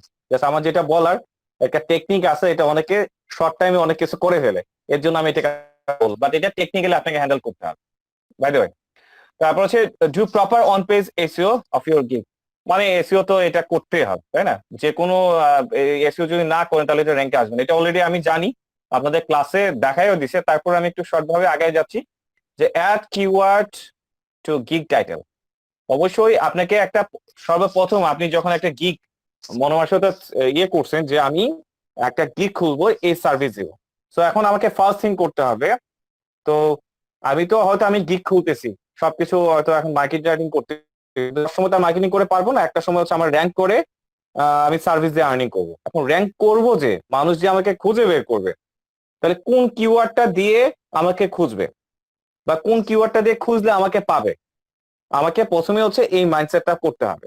এবং যে কিওয়ার্ডটা আমরা নির্বাচন করব, ওই কিওয়ার্ডটা দিয়ে আমাকে এজ এ একটা টাইটেল তৈরি করতে হবে, ঠিক আছে? তো এটাই বলতেছে যে add keyword to your gig title. টাইটেলের মধ্যে আমাদের কিওয়ার্ড রাখতে হবে, at the right keyword to tag. মানে কিওয়ার্ড গুলা টাইটেলও রাখতে হবে, আর কিওয়ার্ডস গুলা কি রাখতে হবে, ট্যাগের ভিতরে রাখতে হবে। তো এখানে আমরা একটা সিস্টেম এখানে দেখিয়ে দিলাম যে আসলে আমরা যখন কিওয়ার্ড গুলা খুঁজবো, রাইট কিওয়ার্ড গুলা, যেমন এখানে হচ্ছে অনেকে ওয়ার্ডপ্রেস ফিক্স ইস্যু নিয়ে, ওয়ার্ডপ্রেসের বিভিন্ন ধরনের এরর গুলো আপনি হ্যান্ডেলিং জন্য কাজ করেন, অনেকে গিগ খুঁজছেন আমাকে বলছেন। তো এটা একটা উদাহরণ। তো এটার উপরে কিওয়ার্ডটা বাছাই করার জন্য আপনি মেইন কিওয়ার্ডটা লেখেন। যেমন আপনার মেইন টপিকটা হচ্ছে ফিক্স ওয়ার্ডপ্রেস, ফিক্স ওয়ার্ডপ্রেস লিখেন। লেখার পর দেখবেন যে অবশ্যই এখানে সাজেশনে কিছু কিওয়ার্ড দেখাবে। এখান থেকে বাছাই করে আপনি কিছু কিছু কিওয়ার্ড আপনার মতো করে সাজেন। যেমন এখানে একটা উদাহরণ আছে, উদাহরণটা একটু ভালো করে দেখেন। এটা অনেকে কনফিউশন আছে আমি জানি। যেমন দেখেন trying to adding keyword to tag like, এরকম যে ওয়ার্ডপ্রেস। আবার এখানে দেখেন ফিক্স ওয়ার্ডপ্রেস, এখানে মেইন কিওয়ার্ডটা কি ছিল, আপনার মেইন ফোকাস কিওয়ার্ডটা কিন্তু ফিক্স ওয়ার্ড। তার মানে যেটা মেইন কিওয়ার্ড, এটা যখন আপনি ট্যাগ দিবেন, মানে বিশেষ করে এটা কখন ট্যাগ, ট্যাগ তো আমরা জানি মনে হয় নাকি, এগুলোকে আমার বোঝাতে হবে টাইটেল কোনটা ট্যাগ কোনটা? আমার মনে হয় বোঝানো লাগবে না, কারণ সবাই জানি। সবাই গিগ খুলছেন, সবাই গিগ খুলবেন। এখন প্রবলেমটা হচ্ছে কোন জায়গায় আমি একটু বলি, সেটা টাইটেলে যখন কিওয়ার্ড ইউজ করবেন সেটা এক জায়গায় বসালেই হলো। সেটা মাঝখানে বসান, প্রথমে বসান, অথবা একদম শেষে বসান, এটা কোনো প্রবলেম না। জাস্ট কিওয়ার্ডটা এজ এ টাইটেলের মধ্যে থাকলেই হলো। তো এখন এখানে দেখেন আমার মেইন কিওয়ার্ডটা যে ফিক্স ওয়ার্ডপ্রেস। তো যখন আপনি ট্যাগ বসাতে যাবেন, তখন একটা জিনিস খেয়াল করেন, যেটা আপনার মেইন কিওয়ার্ড, সেই ট্যাগটা এজ এ ট্যাগ হিসেবে সর্বপ্রথম বসাবে, সেটা সর্বপ্রথম বসাবেন ফিক্স ওয়ার্ডপ্রেস। এরপরে ভেঙে ভেঙে আপনি বসান। যেমন এখানে আরো কি কি থাকতে পারে, যেমন এখানে আমি দেখলাম যে ওয়ার্ডপ্রেস বা এরকম বিষয়। তারপর দেখেন এখানে আছে ওয়ার্ডপ্রেস, তারপর দিন হচ্ছে কাস্টমাইজেশন। তারপর এই জিনিসগুলোকে আবার এই যে ভেঙে ভেঙে দিব, যে ফিক্স, তারপর হচ্ছে ওয়ার্ডপ্রেস ইস্যু। এখানে ওয়ার্ডপ্রেস কিন্তু ইস্যু আছে, তাহলে আমি কিন্তু একসাথে আর লিখতে পারবো না, কারণ ফিক্স ওয়ার্ডপ্রেস অলরেডি বসাই ফেলছি। তো যেহেতু আমি একসাথে বসাতে পারবো না, তখন এই জিনিসগুলোকে আমি ভেঙে ভেঙে দেবো। যেমন এটা ছাড়া আমি যদি বলি, আমার মেইন কিওয়ার্ড হচ্ছে ফিক্স ওয়ার্ডপ্রেস, লিখলাম ফিক্স ওয়ার্ডপ্রেস। দেন আমরা কি লিখতে পারি, ইস্যু একটা কিওয়ার্ড দিতে পারি। তারপর হচ্ছে ওয়ার্ডপ্রেস ইস্যু নামে একটা দিতে পারি, হ্যাঁ। তারপর হচ্ছে এররস দিতে পারি, এরকম আর কি। তারপর হচ্ছে ফিক্স এরর নামে আমি একটা বানাইতে পারি। এরকম ঘুরে ফিরে কিওয়ার্ড গুলো হচ্ছে ভেঙে ভেঙে আমি বসাবো। তো অনেক সময় আমরা চিন্তা ভাবনা করতে পারি, যেমন এখানে একটা উদাহরণ দেই, উদাহরণ দিলে হচ্ছে জিনিসটা একটু প্রপারলি হয়ে যাবে। কোথায় জানি ওয়ার্ড এটা লিখছিলাম, লাইক হচ্ছে এখানে আছে, এখানে দেখি fix WordPress issue that is the keyword they use the combine যে ওয়ার্ডপ্রেস এন্ড কাস্টমাইজেশন। যেমন দেখেন এখানে একটা মিনিং আপনাদের দেখায়, ধরেন আমি দুইটা ট্যাগ দিলাম, ওয়ার্ডপ্রেস কমা দিয়ে আবার লিখলাম হচ্ছে কাস্টমাইজেশন, তার মানে এখানে ট্যাগ কিন্তু আমি দুইটা লিখছি। তাহলে ওয়ার্ডপ্রেস লিখলেও এটা পাবে, কাস্টমাইজেশন লিখলেও পাবে, আবার ওয়ার্ডপ্রেস কাস্টমাইজেশন লিখলেও কিন্তু পাবে। এ হচ্ছে বিষয়টা। তার মানে এখানে দেখেন, এখানে আমি লিখছি ফিক্স ওয়ার্ডপ্রেস, এটা একটা কিওয়ার্ড হিসেবে কাজ করতেছে। আমি কিন্তু আবার ভেঙে ভেঙে লিখছি, যে ওয়ার্ডপ্রেস আবার ভেঙে লিখছি, আবার কাস্টমাইজেশনটা কিন্তু ভেঙে লিখছি। দ্যাট মিনস এখানে ওয়ার্ডপ্রেস কাস্টমাইজেশনটাও কিন্তু এখানে পাবে। তারপর হচ্ছে এখানে ফিক্স আছে, এটা একটা কিওয়ার্ড হিসেবে কাজ করছে। তারপরে ফিক্স ওয়ার্ডপ্রেস ইস্যু, তাহলে এটা মেইন হিসাবে কাজ করতেছে এইরকম আর কি। বা এখানে যদি এইরকম বলি যে ওয়ার্ডপ্রেস কাস্টমাইজেশন ফিক্স, এটা একটা বা ফিক্স ওয়ার্ডপ্রেস, মানে এরকম আর কি। আপনি ভেঙে ভেঙে লিখলেও অনেক সময় এই ভেঙে ভেঙে জিনিসগুলো মিলে একটা ওয়ার্ডে পরিবর্তন হয়ে যায়। যেমন সবচেয়ে ভালো এক্সাম্পল হচ্ছে যেমন যে ওয়ার্ডপ্রেস আমি আলাদা একটা ট্যাগ দিলাম, কাস্টমাইজেশন আমি একটা আলাদা ট্যাগ দিলাম, তো এটা ক্যান মেক ই আপ কি হচ্ছে, এটা তৈরি হচ্ছে কি হিসাবে, এজ এ ওয়ার্ডপ্রেস কাস্টমাইজেশন হিসেবে তৈরি হচ্ছে। তার মানে যখন আপনি এই ট্যাগ গুলা ইউজ করছেন তখন আপনি এই জিনিসটা একটু সাজিয়ে গুছিয়ে আপনি দিবেন, যাতে করে এটা একটা এজ এ সুন্দর একটা জিনিস প্রকাশ পায়। এবং এখানে সেই জিনিসগুলো দিবেন যেগুলো হচ্ছে সার্চে ভ্যালু আছে। সার্চে ভ্যালু আছে মিন্স হচ্ছে যেগুলো হচ্ছে যে সাজেশন কিওয়ার্ড হিসেবে শো করছে। এভাবে তো সবগুলা কিওয়ার্ড দিতে পারবেন না, তখন এইগুলাকে আপনি ঘুরে ফিরে আপনি দিতে পারেন। কারণ অলরেডি আপনি ফিক্স ওয়ার্ডপ্রেস দিয়ে দিচ্ছেন, দেন এখন একসাথে তো আর ফিক্স ওয়ার্ডপ্রেস ই-কমার্স লিখতে পারবেন না, সেক্ষেত্রে আপনি কি লিখবেন, যে জাস্ট ই-কমার্সটা বসাই দিবেন। সো এখানে দুইটা কিওয়ার্ড কভার করছে, ফিক্স ওয়ার্ডপ্রেস হিসেবেও কভার করছে, আবার ফিক্স ওয়ার্ডপ্রেস ই-কমার্স হিসেবেও কিন্তু কভার করছে। তো এইভাবে একটু টেকনিক্যালি জিনিসগুলোকে হ্যান্ডেল করতে পারছে। আবার এখানে দেখেন এই জিনিসটা আমি কিভাবে হ্যান্ডেল করতে পারি। ফিক্স ওয়ার্ডপ্রেস আমি একটা কিওয়ার্ড দিয়ে লিখতে পারি কমা ইস্যু কমা এরর্স, আর লেখার দরকার নাই, তাহলে এই দুইটা লিখলে বাকি সবগুলো কভার হয়ে যাচ্ছে, এই তিনটে কভার হয়ে যাচ্ছে।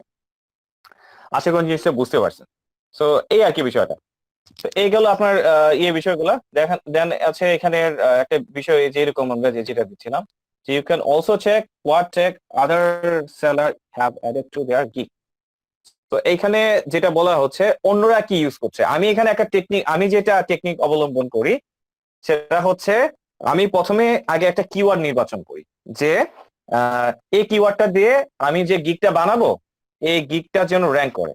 তো তখন আমি আমার মতো করে ডিসক্রিপশন লিখি, যে টেকনিক গুলো আপনাদের বললাম, কারণ ডিসক্রিপশনের মধ্যে কিন্তু ইয়েটা থাকতে হবে। সো এটা এমন না, যেমন এখানে একটা ডিসক্রিপশন আমি লিখছি দেখেন, এই যে try adding to keyword like just, আচ্ছা এখানে মনে একটা ডিসক্রিপশন আমি একটা এক্সাম্পল দিছি, যে এখানে একটা ডিসক্রিপশন এক্সাম্পল দিছি। এক্সাম্পল যেমন are you having WordPress issue, তার মানে আমার এখানে মেইন কিওয়ার্ডটা কিন্তু অ্যাজ এ ওয়ার্ডপ্রেস ইস্যু। হ্যাঁ, so worry not because I am expert who has help many clients face WordPress issue. তখন দেখেন এই কিওয়ার্ডটা এখানে কিন্তু দুইটা কিওয়ার্ড আমি বসাইছি, WordPress issue and fix WordPress issue.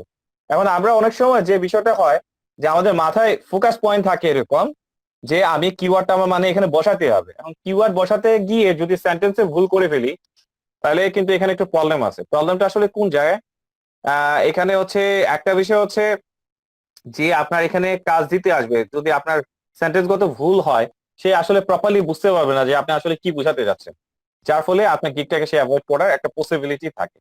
So আমরা যেটা করব যে প্রথম যে কাজটা করবো সেটা হচ্ছে ডিসক্রিপশনের প্রথম দুইটা প্যারাগ্রাফের ভিতরে, প্রথম দুইটা লাইনের ভিতরে, প্যারাগ্রাফ বললে ভুল হবে, প্রথম দুইটা লাইনের ভিতরে বা সর্বোচ্চ 3টা লাইনের ভিতরে আমার টার্গেটের কিওয়ার্ড গুলো বসায় নিতে হবে। যেমন এখানে টার্গেটের কিওয়ার্ড হচ্ছে দুইটা, WordPress issue, fix WordPress issue. So আমি কিন্তু 2টা বা 3টা লাইনের ভিতরে এই জিনিসটা করবো। ঠিক আছে, তো এই জিনিসটা একটু আমাকে করতে হবে, এবং এই জিনিসগুলো কিন্তু আমার এদের ট্যাগের ভিতরেও রাখতে হবে। তো এই জিনিসগুলো আপনারা অলরেডি জানেন, তারপর আমি একটু বলে নিলাম। তো যেটা বলছিলাম ট্যাগের ক্ষেত্রে আমি যে কাজটা করি, এগুলোটা করলাম আমি। তো গিগটা লিখে আমি কিওয়ার্ডটা লিখে আগে সার্চ দিই, সার্চ দিয়ে দেখি যে 1 লেভেল সেলার যারা আছে বা যে 2 লেভেল সেলার, 1 লেভেল সেলার কে কে আছে একটু দেখি, তাদের গিগ গুলাকে একটু অ্যানালাইসিস করি, দেখি যে তাদের প্রোফাইলের ভিতরে ঢুকে, সরি তাদের গিগের ভিতরে ঢুকে দেখি যে তারা কি কি ট্যাগ ইউজ করছে। হ্যাঁ, সো এরকম মিনিমাম 3টা গিগ ওপেন করি, 3টা গিগ ওপেন করে মিক্স করে দেখি যে কোন ট্যাগের সাথে কোন ট্যাগ গুলা ম্যাচ হচ্ছে। যে ট্যাগ গুলা ম্যাচ হচ্ছে আমি সাধারণত এই ট্যাগ গুলো বাছাই করে আমার গিগে দেওয়ার চেষ্টা করি, এটা আমি সাধারণত করি। এই হচ্ছে বিষয়টা। তো আশা করি ট্যাগ দেওয়ার বিষয়টা কনসেপ্টটা ক্লিয়ার হয়েছে। তো এখানে আমি উদাহরণ দিয়ে রাখছি, আমি ফাইলটা আপনাদের দিয়ে দিব। তো এই জিনিসগুলো দেখে আর একটু ইয়ে নিয়ে নেন আর কি। আচ্ছা, সো এখানে একটা কথা বলে রাখি, keyword also appear in the your gig URL. এটা অনেকে জানিও হতো বা অনেকে জানি না, এই জিনিসটা আমি একটু বলে রাখি। আমরা অনেক সময় দেখা যায় যে একটা গিগ পাবলিশ করে এটাকে বারবার এডিট করি। সো হয়তো অনেক সময় আমরা টাইটেল এডিট করি, ডিসক্রিপশন এডিট করি, অনেকে অনেকভাবে এডিট করি। এখানে একটা ইম্পর্টেন্ট যে বিষয়টা সেটা হচ্ছে আহ, আপনি প্রথমবার যখন আপনি গিগের টাইটেল দিচ্ছেন, প্রথমবার আপনি যখন গিগের টাইটেলটা দিচ্ছেন আর যখন ওই গিগটাকে আপনি পাবলিশ করে দিচ্ছেন, তখন ওই টাইটেলটাই এজ এ ইউআরএল হিসেবে কাজ করে। ইউআরএল মানে তো আমরা চিনি, যেহেতু আমরা ওয়েব ডিজাইনার, ইউআরএল কি আমার মনে হয় এটা বোঝানোর দরকার নাই। হ্যাঁ, সো ইউআরএল হিসাবে এটা উঠে আসে। তার মানে দেখেন, আপনি আপনার গিগটার র্যাঙ্কিং এর ইউআরএলটা যদি চেঞ্জ করে ফেলেন, তার মানে কিন্তু এখানে এসইও এর একটা প্রবলেম আছে। কারণ হচ্ছে আপনার গিগের যে টাইটেল, এই টাইটেল অনুসারে আপনার পেজের ইউআরএলটা থাকতে হয়। তো আমরা অনেক সময় যে কাজটা করি, গিগটাকে যখন পাবলিশ করি তখন আবার অনেক সময় টাইটেলটাকে রি এডিট করতে চাই। তো রি এডিট যখন করছেন, আপনার টাইটেলটা রি এডিট হচ্ছে, কিন্তু প্রথমবার যে টাইটেলটা দিচ্ছেন ওই টাইটেল অনুসারে যে ইউআরএলটা ক্রিয়েট হচ্ছে, এটা কিন্তু আর কখনো চেঞ্জ হবে না, এটা কিন্তু পার্মানেন্ট, এটা কিন্তু একেবারে পার্মানেন্ট। সো এর জন্য আমরা অনেক সময় বলি যে বারবার গিগ এডিট করো না, একেবারে একবার রেডি হয়ে তুমি আসো, ওইটাই তুমি পাবলিশ করো। এখানে কিছু কিছু ইয়ে আছে, গিগ গুলা কিন্তু র্যাঙ্ক হয় as a step by step, step by step. কোনো কারণে ধরেন আপনার গিগটা হচ্ছে ফার্স্ট পজিশনে আছে, কোনো কারণে আপনার গিগটা ফার্স্ট পজিশনে আছে, আপনি যদি এটাকে রি এডিট করেন, তার মানে বেশ কিছুদিন সময়ের জন্য আপনার গিগটা একদম পজিশন চলে যাবে, একদম গিগটা যখন আপনি প্রথম দিন পাবলিশ করছিলেন যে পজিশনে, ওই পজিশনে কিন্তু চলে যাবে। সো তারপর এটা উঠানোর বিষয়টা হচ্ছে কনভারসেশন, যদি আপনার যদি হাই প্রোফাইল হয়ে থাকে, আপনার মানে ধরেন পুরাতন এদের জন্য কোনো প্রবলেম হয় না, কারণ ওই গিগে তো অর্ডার চলে আসে, তখন এটা ওই আগের মতো আবার র্যাঙ্কে একটা চলে আসে। যারা আমরা নতুন আছি আমাদের ক্ষেত্রে কিন্তু এই জিনিসটা একটু প্রবলেম আছে, এই জিনিসগুলা ইয়ে করবে। তবে একটা কথা শর্ট টাইমে একটা বলিনি, কারণ অনেক সময় কথাটা মনে না থাকতে পারে। ফাইবার আপনার গিগটাকে তখনই এজ এ র্যাঙ্কে আনবে যখন সে বুঝতে পারবে যে আপনার গিগটা অ্যাক্টিভ অবস্থায় আছে। গিগ অ্যাক্টিভ মানে কি বোঝায়? বিষয়টা হচ্ছে আপনি যদি অ্যাক্টিভ না থাকেন তাহলে তো আপনার গিগ অ্যাক্টিভ থাকার বিষয়টা আসে না। কারণ আপনাকে 20 আওয়ার্স অনলাইনে থাকতে হবে, এটা হচ্ছে প্রোফাইল অ্যাক্টিভিটি। প্রোফাইল অ্যাক্টিভিটি কিছুটা হচ্ছে গিগের উপরে একটা ইমপ্রেশন ফেলে। আরেকটা বিষয় হচ্ছে আমরা যখন বায়ার রিকোয়েস্ট পাঠাচ্ছি, তখন কিন্তু একটা নির্দিষ্ট গিগ সিলেক্ট করে দিয়েও কিন্তু বায়ার রিকোয়েস্ট পাঠায়। হ্যাঁ, তো আপনার যদি মেইন টার্গেট থাকে নির্দিষ্ট একটা গিগের উপরে, যতটুকু সম্ভব ওই গিগটাকে দিয়ে হচ্ছে বায়ার রিকোয়েস্ট পাঠানোর চেষ্টা করেন। আমি আমার পার্সোনাল অপিনিয়ন থেকে বলছি, এটা অনেকটা হেল্প করে গিগ র্যাঙ্কিং এর ক্ষেত্রে। ঠিক আছে, আমি এটা কোথাও পাই নাই, বাট আমি পার্সোনাল ইয়ের থেকে আমি বলছি, আমি এটার ফলাফল পাইছি, এটা ভালো কাজ করে। আচ্ছা, এই একটা বিষয়। আর একটা, আচ্ছা যাক, এই হচ্ছে বিষয়টা। তো এখানে আমরা জিনিসটা বুঝতে পারছি যে গিগ ইউআরএল এর যে বিষয়টা, আমরা টাইটেলটা কখনো রিএডিট করার চেষ্টা করব না, একদম সবকিছু ফাইনাল করে তারপরে পাবলিশ করার চেষ্টা করব, না হলে ওইটা পার্মানেন্টলি ইউআরএল হিসেবে থাকে। তখন একই সলিউশন, আপনি গিগটাকে ডিলিট করে দিয়ে আবার নতুন করে গিগ বানান, এছাড়া আর কোনো ওয়ে নেই। ওকে, সেটা হচ্ছে কে যেন জয়েন করতে আসে। আচ্ছা, ট্রাস্টওয়ার্দি ক্লায়েন্ট মানে বিষয়টা হচ্ছে কি, ক্লায়েন্টের ইয়েটা মানে একটা ট্রাস্ট অর্জন করা। হ্যাঁ, কারণ হচ্ছে বিষয়টা, একবার যদি আপনি ক্লায়েন্টের একটা ট্রাস্ট অর্জন করতে পারেন, তাহলে হচ্ছে এই ক্লায়েন্ট হচ্ছে আপনার ব্যাক করার একটা পসিবিলিটি থাকে। হ্যাঁ, যেমন এখানে একটা বিষয় থাকে, যেমন হচ্ছে ধরেন আমি অনেক সময় অনেক ধরনের বোকাস কথাবার্তা বলি, যে ক্লায়েন্ট বললো যে এই কাজটা করতে পারেন কিনা, আপনি বললেন হ্যাঁ করতে পারি, হ্যাঁ করতে পারি এরকম বলে আপনি তখন বললো যে এর আগে আপনি এই ধরনের কাজ করছেন কিনা, তখন বললেন যে হ্যাঁ কাজ করছি, তার মানে আপনি কাজ পারবেন। হ্যাঁ, তখন হুট করে যদি উনি বসে বলে ঠিক আছে আমাকে একটা ডেমো দেখান আপনার কাজে, তখন আপনি কি করবেন? তো এরকম অনেক ইস্যু থাকে। সো ট্রাস্ট অর্জন করাটা কিন্তু খুবই একটা বিষয়। ট্রাস্ট যখন অর্জন করবেন, তখন হচ্ছে আপনার এখানে একটা ইয়ে থাকে যে একবার যখন একটা চলে আসে, ওনার মাইন্ড সেট আপ হয়ে যায় যে উনি মানুষ হিসেবে ভালো, ওনাকে দিয়ে কাজ করানো যাবে, নেক্সট টাইম দেখবেন ওনার কাছে যাচ্ছে। আপনি নিজের ক্ষেত্রে একটু দেখেন আমরা তো সবাই কেনাকাটা করি, তাই না? তো এর মধ্যে থেকে আমাদের এক দুইটা দোকান পছন্দনীয় দোকান আছে। আমাদের টার্গেটে থাকে অন্য জায়গায় অত প্রোডাক্ট দেখবো, ওনার না দেখে আমি কোথাও থেকে কিনবো না, কারণ একটা ট্রাস্ট আছে আপনার এখানে। নতুন নতুন প্রোডাক্ট আমি পাবো বা এবং পছন্দনীয় প্রোডাক্ট আমি পাবোই, এবং এখানে কোনো খারাপ প্রোডাক্ট আমাকে দিবে না। তো অন্য জায়গার প্রোডাক্ট আপনি দেখতে পারেন, কিন্তু ওনার দোকানে প্রোডাক্ট না দেখে আপনি কোনো ডিসিশন নিচ্ছেন না যে প্রোডাক্ট হয়। তো এই জিনিসটা হচ্ছে ফার্স্ট টাইমে হয় না, এটা কাজ করতে করতে বা অ্যাক্টিভিটির উপর ডিপেন্ড করে আসলে জিনিসটা হয় আর কি। তো এটা অনেক ধরনের টেকনিক্যালি বিষয়গুলো ইয়ে করেও কাজ করা যায়। আচ্ছা, তো এখন আসি ইনক্রিজ ইউর কনভারসেশন রেট। আচ্ছা, তো এইখানে একটু কথা বলা আছে, সেটা হচ্ছে কনভারসেশন রেটের বিষয়টা তো আছে, কিছু কিছু জিনিসগুলো বললাম। যারা হচ্ছে অলরেডি কাজ পাইছেন, হ্যাঁ, যারা হচ্ছে অলরেডি কাজ পাইছেন তাদের ক্ষেত্রে কিছু কথা বলে রাখি। সেটা হচ্ছে আহ আপনার কিন্তু কিছু আছে, এরপরে কথাটা বলছি। সেটা হচ্ছে এই জায়গায় একটা কথা বলিনি, সেটা হচ্ছে আপনি সেল করছেন মানে হচ্ছে এই ক্লায়েন্ট কিন্তু বাতিল হয়ে যায়নি। একজনের কাছে সেলিং করছেন এবং সে যদি আপনার কাজে সন্তুষ্ট হয়ে থাকে, মানে হচ্ছে সন্তুষ্ট মানে কি, উনি রিভিউ দিছে। রিভিউ মানে দিছে মানে তার মানে কি, আপনি কিন্তু বলেন না যে আপনি আমাকে রিভিউ দেন, উনি নিজের ইচ্ছা আপনাকে রিভিউ দিয়ে দিছে মানে উনি আপনার কাজে হ্যাপি।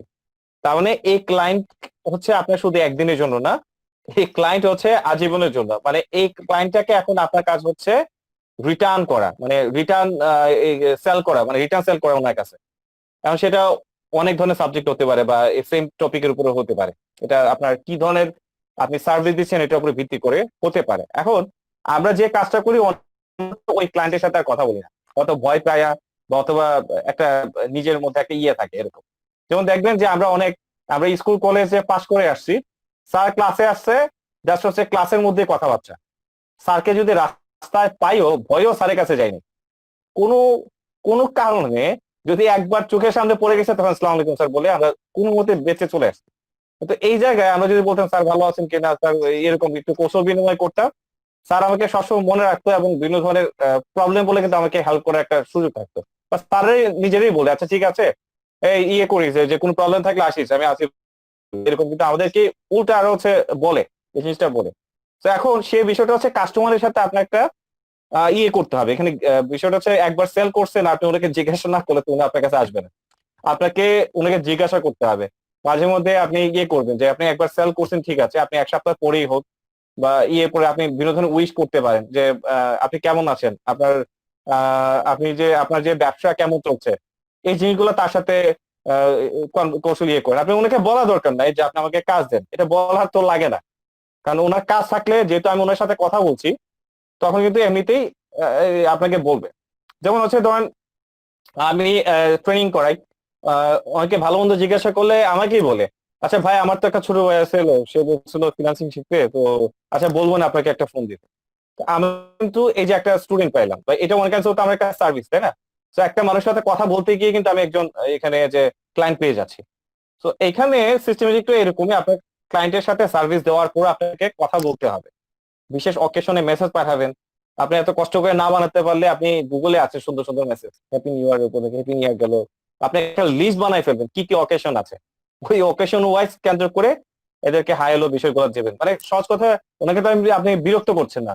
বিরক্ত কখন হইতো যদি আপনি বলতেন আমাকে কিছু কাজ দাও, কোনো তোমার কাজ আছে, কাজ থাকে প্লিজ আমাকে কাজ দেন, আমি কিছু কাজে দরকার। এই বিষয়গুলো বললে হচ্ছে আমরা একটু ইয়ে করি। যেমন আপনাকে এসে যদি বলি ভাই আমাকে একটা কাজ দেন না ভাই, আমার খুব একটা কাজের দরকার, আমার একটা জব দরকার, আপনি আচ্ছা বলবেন আচ্ছা ঠিক আছে আমি দেখছি, পাইলে আমি তোমাকে জানাবো। আবার এর পরের দিন যদি আমি আবার জিজ্ঞাসা করি ভাই আমাকে একটা কাজ দেন না প্লিজ ভাই, আপনাকে বলছিলাম, তখন আপনার একটু বিরক্ত বোধ চলে আসবে, তখন আমাকে দেখলে বলো যে কাজ চাইবে আমার কাছে, আমি একটু দূরে দূরে থাকি, অ্যাভয়েড করার চেষ্টা করবেন। তো সেই ক্ষেত্রে হচ্ছে ক্লায়েন্টের সাথে কনভার্স করবেন, কখনো মুখে বলা দরকার নাই যে ভাই আমাকে কাজ দাও, ঠিক আছে? তো এই কাজের কথাটা হয়তো যদি কোনো কাজ দেখেন যে ক্লায়েন্ট আপনাকে দিচ্ছে না, হয়তো মাঝে মধ্যে এটা হতে পারে হয়তো বা যে তোমার কোনো কাজ যদি আমার সাথে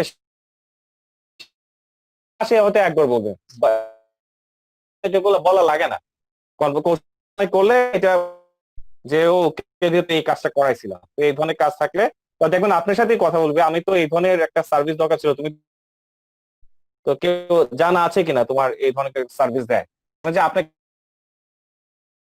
তো তো তখন তো আপনার থাকলে আপনি হচ্ছে ইয়ে করলেন, রেফার করলেন, এরকম আর কি বিষয়গুলো। তো এইভাবে কনভারসেশন করেও আপনার সেলিং বৃদ্ধি করতে পারবেন। তো একটা বিষয় আছে ব্যবসার ক্ষেত্রে বলেন আর অন্যান্যগুলোর ক্ষেত্রে, রিটার্ন কাস্টমারের ভ্যালু সবচেয়ে বেশি। মানে একটা ব্যবসায়ী একটা প্রোডাক্ট বিক্রি করলে একটা কাস্টমার শেষ, এইটা না। ব্যবসা হচ্ছে মানে রিটার্ন কাস্টমার, আপনি একটা প্রোডাক্ট রিটার্ন কতবার বিক্রি করছেন, এটাই কিন্তু ব্যবসার মূল থিওরি, যে রিটার্ন করাতে হবে। তো রিটার্ন এভাবে করতে পারলে আপনার এই সারা জীবন নতুন নতুন ক্লায়েন্ট খুঁজতে গেলে তো আপনার খবর হয়ে যাবে। পুরাতন যত কাস্টমার, পুরাতন যত আছে, যে ফ্রিল্যান্সার আছে, তাদের থেকে একটু খোঁজ খবর নিলে দেখবেন তাদের কাছে একটি আউটপুট পাবেন, রিটার্ন কাস্টমার ধীরে ধীরে আপনার দেখা যাবে যে আপনি যখন 100টা সার্ভিস দিয়ে নেবেন, এর মধ্যে থেকে 4 থেকে 5টা কাস্টমার দেখবেন যে রিটার্ন করছে, তারা হচ্ছে পার্মানেন্ট হয়ে গেছে, তাদের কাজই হচ্ছে এরকম। অনেকে কিন্তু কাজ করায়, যেমন হচ্ছে ধরেন আপওয়ার্কে অ্যাকাউন্ট আছে, আপওয়ার্ক থেকে কাজগুলো নিয়ে ধরেন $200 একটা কাজ নিল, ফাইবার এসে 70 দিয়ে কাজটা করায় নিল, মাঝখানে যা যা লাভ হলো এটা হচ্ছে তার লাভ। মাঝখানে সে কোনোই কাজ করে নাই, জাস্ট হচ্ছে কমিউনিকেশন করছে। ক্লায়েন্টের কাজটা করলে ভালো করে বুঝে নিয়ে আপনাকে দিয়ে কাজটা করে সে ডেলিভারি করছে, ঠিক আছে? এইভাবে কাজও কিন্তু করে। তো এই ধরনের কাস্টমার পেলে, এরকম কাস্টমার আপনি পাবেনও, আপনি কথা বলতে বলতে দেখবেন এই জিনিসগুলো পেয়ে যাবেন, আমি পাইছি এরকম অনেক। তো এর জন্য আপনাদেরকে বলতেছি, তো এরকম কাস্টমার যদি পান, তো আপনার মনে করেন এরকম 5 থেকে 6টা কাস্টমার পাইলে তো আপনার তো এমনিতেই একটা পার্মানেন্ট জবের মতো হয়ে যাবে।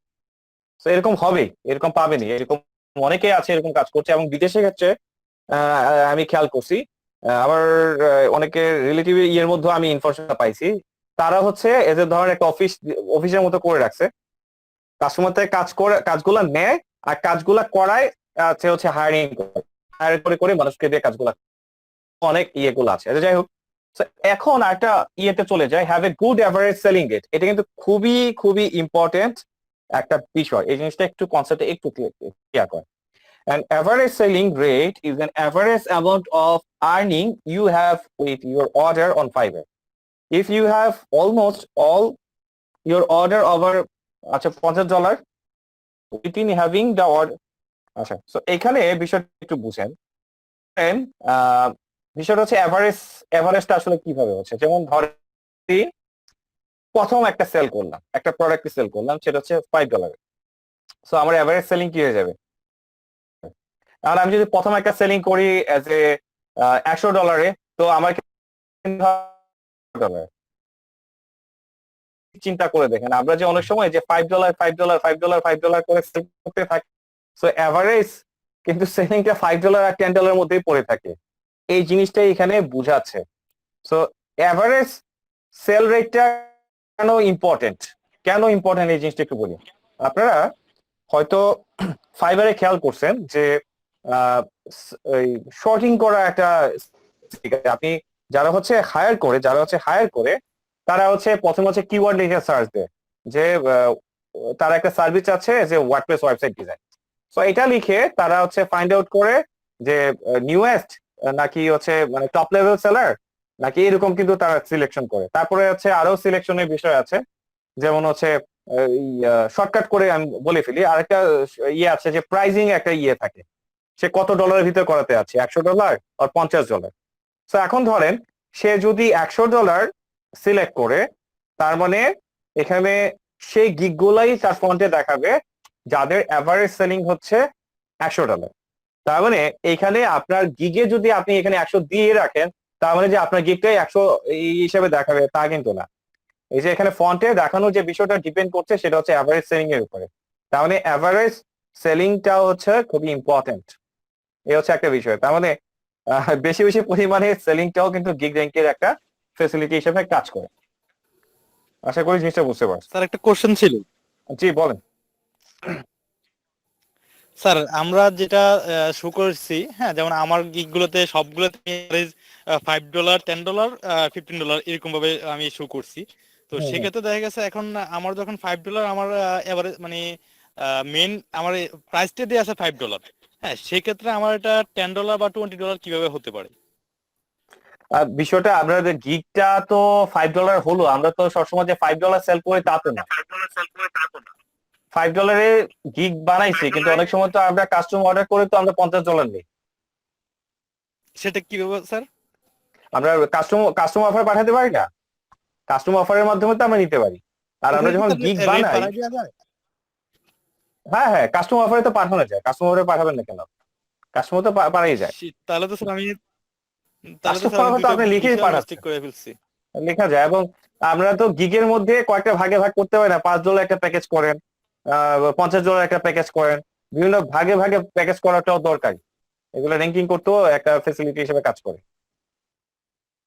না স্যার, বুঝতে পারছেন ব্যাপারটা? আমার লাস্ট দুইটা লাস্ট অর্ডারটা যখন হয়েছে তখন ওইটার মধ্যে দেখলাম যে উনি অবশ্য আমাকে বলছে যে অফার করার জন্য, কাস্টম অফার করার জন্য। হ্যাঁ আমি কাস্টমার অফার তো কাস্টম অবশ্যই অফার পাঠান করছি, দেবেন। আমার তো এভারেজ না, আমি $5 শো করছি, তাহলে তো না না ওখানে আমি না, চাইলে আর বাড়াই দিতে। হ্যাঁ হ্যাঁ সেটাই বলতেছি, সেটাই। কেউ যদি এই বিষয়টা বোঝানোর রিজনটা হচ্ছে এরকম যে অনেকে আপনাকে ধরেন আপনি 3টা অর্ডার করতে পারে। সো এখন আপনি বলতে পারেন যে ঠিক আছে তাহলে 3বার তুমি 3টা অর্ডার করো, তাহলে 3টা অর্ডার কিন্তু এজ এ $5 $5 করে আসতেছে, তাই না বিষয়টা? সো এখানে লাভ কোনটা, 3বারে আনা নাকি একসাথে নিয়ে আসা?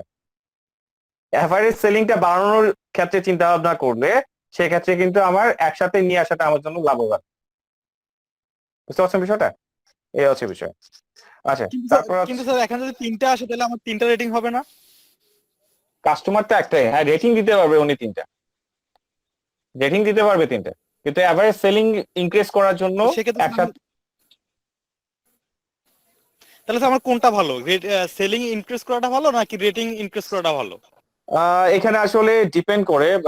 আমার দিক থেকে আমি এখানে র্যাঙ্কিং এর চিন্তা ভাবনা করলে, র্যাঙ্কিং তো অনেকভাবে র্যাঙ্কিং করে, আমরা তো আর এইভাবে ওই অধিকাংশ ক্ষেত্রে পার্সেন্টেজ হারটা খুবই কম।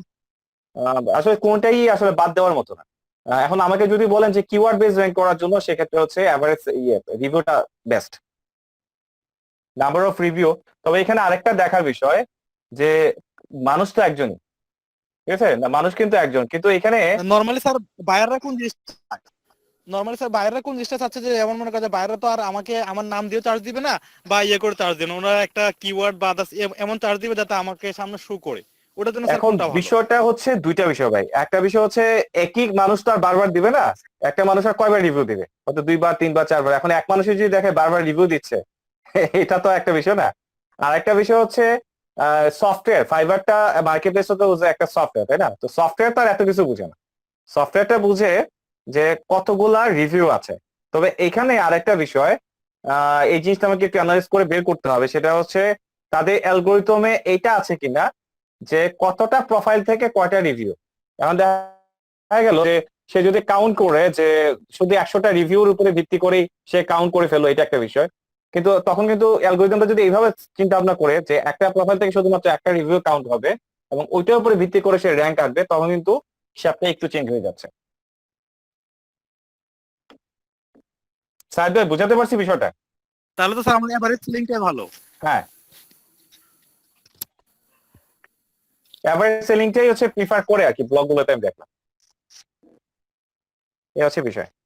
তবে আমি আরেকটা জিনিস আপনাদের বলে রাখি, গিগে যদি অর্ডার থাকে, গিগটা কিন্তু র্যাঙ্ক থাকে, আপনি একটু খেয়াল করে দেখেন।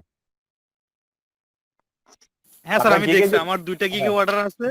2টা গিগে মানে আমি যে কোনো কিওয়ার্ড দিলে, যে কিওয়ার্ড গুলো আমার আছে, যে কোনো একটা কিওয়ার্ড দিলে এটা ফার্স্ট পেজে চলে আসতেছে। আচ্ছা, এটা একটা বিষয়, মানে এটা করা উচিত না, as soon as possible delivery দেওয়াটা উচিত, কিন্তু অর্ডার থাকলে কাজ পাওয়ার একটা সম্ভাবনা থাকে, আচ্ছা যাই হোক। সো স্টে অনলাইন 24/7, এটা মনে হয় আমরা সবাই জানি, ঠিক আছে, এটা সবাই জানি। তো এখানে একটা কথা আছে দেখেন, এজ এ অ্যাক্টিভ সেলার হিসেবে দেখাবে, কারণ হচ্ছে অ্যাক্টিভ যদি না থাকেন, অধিকাংশ সময় প্রোফাইল শো করে, অ্যাক্টিভ প্রোফাইল ছাড়া কিন্তু কেউ কারোর সাথে কমিউনিকেশন করতে যায় না, এবং অ্যাক্টিভ থাকলেই আপনার গিগটা এজ এ র্যাঙ্ক হিসেবে থাকবে, এটা একটা বিষয়। এবং সবসময় ল্যাপটপ ইউজ করার জন্য প্রিফার করে। কেন আমি জিনিসটা বলি, যেমন হচ্ছে আপনি একটা উদাহরণ দেই, আপনি যখন ল্যাপটপ দিয়ে যখন কোনো সার্চ, মানে কোনো একটা জিনিস আছে, যেমন কোন একটা, যেমন আপনি লিখতেছেন ইমেল, কথাটা কিন্তু আপনি লিখতে পারবেন না, এরকম অনেক কিছু আছে আপনাকে বাধা দিবে। হয়তো মোবাইলে অ্যাপসে অনেক কিছু আপডেট চলে আসছে, কিন্তু অনেক আপডেট কিন্তু নাই। হ্যাঁ, অনেক কিছু বাধার যে বিষয়গুলা বা তাদের যে রুলস এর বাইরে কোনো একটা কাজ করতে গেলে কিন্তু আপনাকে দেয় না। অনেক সময় মোবাইলে কিন্তু এই বাধাগুলা দেয় না, ঠিক আছে? তো সেক্ষেত্রে ল্যাপটপ থেকে 24 আওয়ার্স থাকাটা সবচেয়ে বেস্ট আর best way. Mobile apps use করবেন না সেটা বলছি না, তবে ল্যাপটপে অভ্যস্ত হওয়াটা সবচেয়ে সুবিধাজনক। এ হচ্ছে বিষয়টা। আর এখানে এটা একটা স্ট্যাটিক দেওয়া হয়েছে যে আমরা এটা অলরেডি মনে হয় জানি যে $400 যদি আমরা আনতে পারি, হ্যাঁ, এবং সেটা একটা আছে যে যদি 1 থেকে 2 মাসের ভিতরে আপনি যদি টোটাল আর্নিং আপনার $400 হয়, তাহলে হচ্ছে আপনি লেভেল 1 সেলার হতে পারবেন। আর যদি 4 থেকে 5 মাসের ভিতরে আপনি যদি $2000 উপরে সেল করতে পারেন বা $2000 সেল করতে পারেন, তাহলে হচ্ছে আপনি যে 2 লেভেল সেলার হয়ে যাবেন। তবে এখানে এটা কিন্তু র্যাঙ্কিংটা সবসময় থাকবে না। 2 লেভেল সেলার থেকে কিন্তু আপনি ডাউন হয়ে যাওয়ার পসিবিলিটি আছে কিন্তু, হ্যাঁ। এবং যখন আপনি র্যাঙ্কটা ডাউন খাবেন, আপনার সেলিং এর পরিমাণ কিন্তু কমা শুরু করবে। কারণ দেখবেন যে 1 লেভেল 2 লেভেল সেলার যারা আছে তাদের গিগ গুলা কিন্তু র্যাঙ্কে থাকে এমনিতে। যখন আপনি র্যাঙ্ক থাকবেন না, যখন ওই আপনার র্যাঙ্কটা থাকবে না as a 1 level seller 2 level seller, তখন আপনার গিগ গুলো কিন্তু র্যাঙ্কে থাকবে না। তখন একটা মার্কেট প্লেসে একটা ডাউন খাওয়ার পসিবিলিটি থাকে, ঠিক আছে? সো স্যার এইটার ডাউন জন্য হওয়ার কারণটা কি স্যার? ওইটা তাদের অ্যালগোরিদমের মধ্যে ভাই এই জিনিসটা সেট আপ করে রাখছে। মানে তারা থিঙ্ক করতেছে আপনি একটা ব্যবসা ডাউন খায় কখন আপনি সার্ভিস যখন ভালোভাবে দিবেন না, তার মানে তো এইটাই। আপনি ভালোভাবে সার্ভিস দিচ্ছেন, কাস্টমার রিটার্ন করবে, আরেকজনকে করবে। তারা থিঙ্কিংটা এভাবে সাজাইছে। আপনি যখন আপনার র্যাঙ্ক পারবেন না, তার মানে হয়তো আপনি হয়তো মার্কেট প্লেসে আপনি আপনার সময়টা ভালোভাবে দিচ্ছেন না, হয়তো আপনি অন্য কোনো কাজে ব্যস্ত হয়ে গেছেন। মানে সহজ কথা হচ্ছে আসলে আপনি যুক্তিগতভাবে দেখেন, আপনি আসলেই হয়তোবা এটার জন্য হচ্ছে আপনি মনের ভিতরে সেট আপ করে আপনি কাজ করছেন না। যদি কাজ করতেন তাহলে এরকম হইতো না, হ্যাঁ। বা হচ্ছে বা আপনি সার্ভিস খারাপ দিচ্ছেন, এরকমের বিষয়ের উপর ভিত্তি করে তারা হচ্ছে থিঙ্ক করছে আর কি জিনিসটা, তার জন্য হচ্ছে তারা এটা নামাই দেয়। বুঝতে পারছেন বিষয়টা? তখন হচ্ছে একটু যুদ্ধ করে কয়েকটা কাজ টাজ দিয়ে যখন আবার রিভিউ কালেক্ট করা শুরু করবেন, তখন হচ্ছে আবার একটু র্যাঙ্ক করা শুরু করে। তো সেক্ষেত্রে যেটা বলে যে কোয়ালিটি ওয়ার্ক করাচ্ছে সবচেয়ে বেস্ট ওয়ে। একটু ধৈর্য ধরে থাকতে হয় আর কি তখন। কারণ বিষয়টা হচ্ছে ভাই, ফ্রিল্যান্সিং জগৎটা হচ্ছে ধৈর্য পরীক্ষা। আর এই কাজগুলো কখনো হয় না, হয় তখনই যখন একটু অন্য মানসিকতা হয়ে যাবেন। কারণ ফ্রিল্যান্সিং সেক্টরে যখন টাকা আসা শুরু করে, মানুষের প্ল্যানিং ও অনেক কিছু নতুন নতুন আসা শুরু করে, তখন সে অন্যদিকে ডাইভার্ট হওয়ার চেষ্টা করে, আরো অন্য বিজনেস অন্য কিছু করার মন মানসিকতা আসে। তার কাছে তো টাকা আছে, এখন ওই দিকে সময় দিতে গিয়ে দেখা যায় তার মার্কেট প্লেসের অবস্থা খারাপ হয়ে যাচ্ছে। তখনই আসলে মূলত এই প্রবলেম গুলো হয়, যেটা দেখা আর কি আমার। তো এটা আর কি বলে রাখা। Promote your gig on social media. Social media নিয়ে ভাই আমার কিছু কথা আছে। সোশ্যাল মিডিয়াতে গিগ পাবলিশ করার কিছু টিপস আছে, মানে না হলে এটা এজ এ স্প্যাম হিসেবে যাবে। স্প্যাম মানে কি? যেটা হচ্ছে নিয়ম ভঙ্গ করে কোন একটা কাজ করা যেটা আসলে উচিত না, সেই কাজগুলো করাটাই আসলে মূলত স্প্যাম। তো এখন সাধারণত আমরা যদি খেয়াল করি, আমরা কি করি যে গ্রুপে গিয়ে দেখি মানুষে পোস্ট করে যে আমি যে এটা আমি $5 সার্ভিস দিই বা $10 সার্ভিস দিই, এটা হচ্ছে গ্রুপে মানুষ পোস্ট করে। এটা আসলে রিয়েল ওয়ে না। সিস্টেমেটিকটা কি? সিস্টেমেটিক কয়েকটা সিস্টেমেটিক আছে। যেমন হচ্ছে একটা সার্ভিস দিচ্ছে, এটা আপনি ফেসবুক স্ট্যাটাস দিতে পারছেন যে আজকে এই ক্লায়েন্টের একটা প্রবলেম ছিল, আজকে এই প্রবলেমটা আমরা ফিক্স করলাম এবং ক্লায়েন্টের খুবই হ্যাপি, আমিও আহ, এই ধরনের কাজ করে একটা মজা। তার মানে এখানে আপনি যে কাজটা করছেন আপনি এটা জানেন, মানুষ জানতেছে। এখন বিষয়টা হচ্ছে আপনার প্রোফাইলে সাথে আসলে কারা কারা কানেক্টেড, এটা একটা বিষয়। তো এরকম প্রবলেম গুলো হয় আর কি। তো এইভাবে মার্কেটিংটা করে আসলে অনেক সময় ক্লায়েন্ট হয়, তবে পার্সেন্টেজটা খুবই কম। সবচেয়ে একটা গুড ওয়ে হচ্ছে, আমি এগুলো দেখাবো যে সোশ্যাল মিডিয়াতে কিছু সার্চ আপডেট সিস্টেম আছে। এই অ্যাডভান্স সার্চ সিস্টেম করে অনেকে কিন্তু জব পোস্ট করে যে আমার অফিসের জন্য লোক দরকার, বা আমার এইটার জন্য এটা দরকার, বা আমি এই ধরনের একটা লোক খুঁজতেছি। কারা কারা এই ধরনের খুঁজতেছে এই জিনিসগুলো অ্যাডভান্স সার্চ সিস্টেমে খুঁজে বের করে তাদেরকে যে আপনি রিকোয়েস্ট পাঠিয়ে বা তাদের সাথে কনভারসেশন করে আপনি কাজ করতে পারেন। সেটা হচ্ছে সোশ্যাল মিডিয়া থ্রুতে। আর গ্রুপ গুলাতে আমরা যেভাবে কাজ করব, আমি একটু হালকা করে বলছি, এগুলো নিয়ে আলাদা টপিকের ক্লাস হবে, তখন আমি ডিটেলস বলবো। যখন আপনি গ্রুপে চলে যাবেন, গ্রুপে কিন্তু এই ধরনের কাজ হবে না। গ্রুপে কাজটা হচ্ছে কিরকম যে আপনি সবসময় অ্যাক্টিভ থাকবেন। আপনার রিলেভেন্ট গ্রুপ গুলা যেগুলো আছে, এই রিলেভেন্ট গ্রুপ গুলাতে আপনার জয়েন হচ্ছে আপনার কাজ। কার কি প্রবলেম আছে, প্রবলেম গুলা সলিউশন করা, এবং প্রবলেম সলিউশনের থ্রুতে কাজগুলো নেওয়া হচ্ছে আপনার মেইন কাজ। যেমন ধরেন কোন একটা এরর, হ্যাঁ, তো এররটা কেন হইলো পোস্ট দিল যে আমার এটা এই প্রবলেম, তো আপনি ওনাকে বলেন না ভাই আপনার এই প্রবলেম হয়েছে, এটা হচ্ছে ফাংশনের এই কারণে এই প্রবলেম, এটা এত নাম্বার এরর থেকে এই কাজগুলো হয়, আপনি এই কাজগুলো করতে হলে আপনাকে এইভাবে এটাকে সলিউশন করতে হবে, এখানে এটাকে ইয়ে করে এই এই প্রোগ্রামে এই জিনিসগুলো দিয়ে SPXS এ গিয়ে আপনাকে এইভাবে জিনিসগুলো সলিউশন করতে হবে। তো এখন তো ভাই এই জিনিসগুলো সে জানেই না, তো জানে না বিধায় তো আপনাকে ইয়ে করছে, গ্রুপে এসে পোস্ট করছে। এখন আপনি যে তাকে সলিউশন দিচ্ছেন, আপনি যতই বলেন না কেন সে এটা সলভ করতে পারবে না। সো দেখবেন যে সে নিজে এসে আপনাকে নক দিবে, হ্যালো ভাই আপনি তো আমি ইয়ে করছিলাম যে আমি পোস্টটা দিয়েছিলাম ভাই, কিভাবে আমাকে একটু হেল্প করতে পারবেন কিনা। তো তখন বলেন যে এটা হ্যাঁ এটা করতে পারবো, আমাকে সময় দিতে হবে, এবং আমাকে দিয়ে কাজটা করাতে চাইলে আপনি আপনি নিজে চাইলে করেন, আর আমাকে দিয়ে কাজটা করাতে চাইলে আপনি মার্কেট প্লেসে আপনাকে অর্ডার করতে পারেন। তখন সে বুঝে যাচ্ছে যে সে পে করে টাকাটা দিতে হবে। এখন বাংলাদেশের মানুষ হিসেবে আমরা তো অনেক সময় ফ্রি করানোর চিন্তা ভাবনা করে, তো বাইরের মানুষগুলো কিন্তু টাকা দেয়। আমার এমনও ঘটনা হয়েছে একটা ক্লায়েন্ট, অনেক ক্লায়েন্টের ক্ষেত্রে যে তার কাজ করি নাই, হ্যাঁ কাজ আমি শুরু করি না ভালো করে, আমি হয়তো ওয়ার্ডপ্রেসে ইনস্টল করে কাজ মাত্র শুরু করছি, কারণ হুট করে বলতেছে যে দেখো আসলে আই এম সরি, তুমি ইয়ে করো যে কাজটা ক্যান্সেল করে দাও, আমি এই কাজটা করাবো না, কারণ আমার প্ল্যান চেঞ্জেস, আমি কাজটা করা যাচ্ছে না, বা তুমি সময় নষ্ট করছো, আমি তোমাকে আলাদাভাবে কাজ ইয়ে করছে, ক্যান্সেল করে আবার দিছে, পরে সে আমাকে $10 $20 ইয়ে দিয়ে আমার টাইমের একটা দাম দিয়েছে।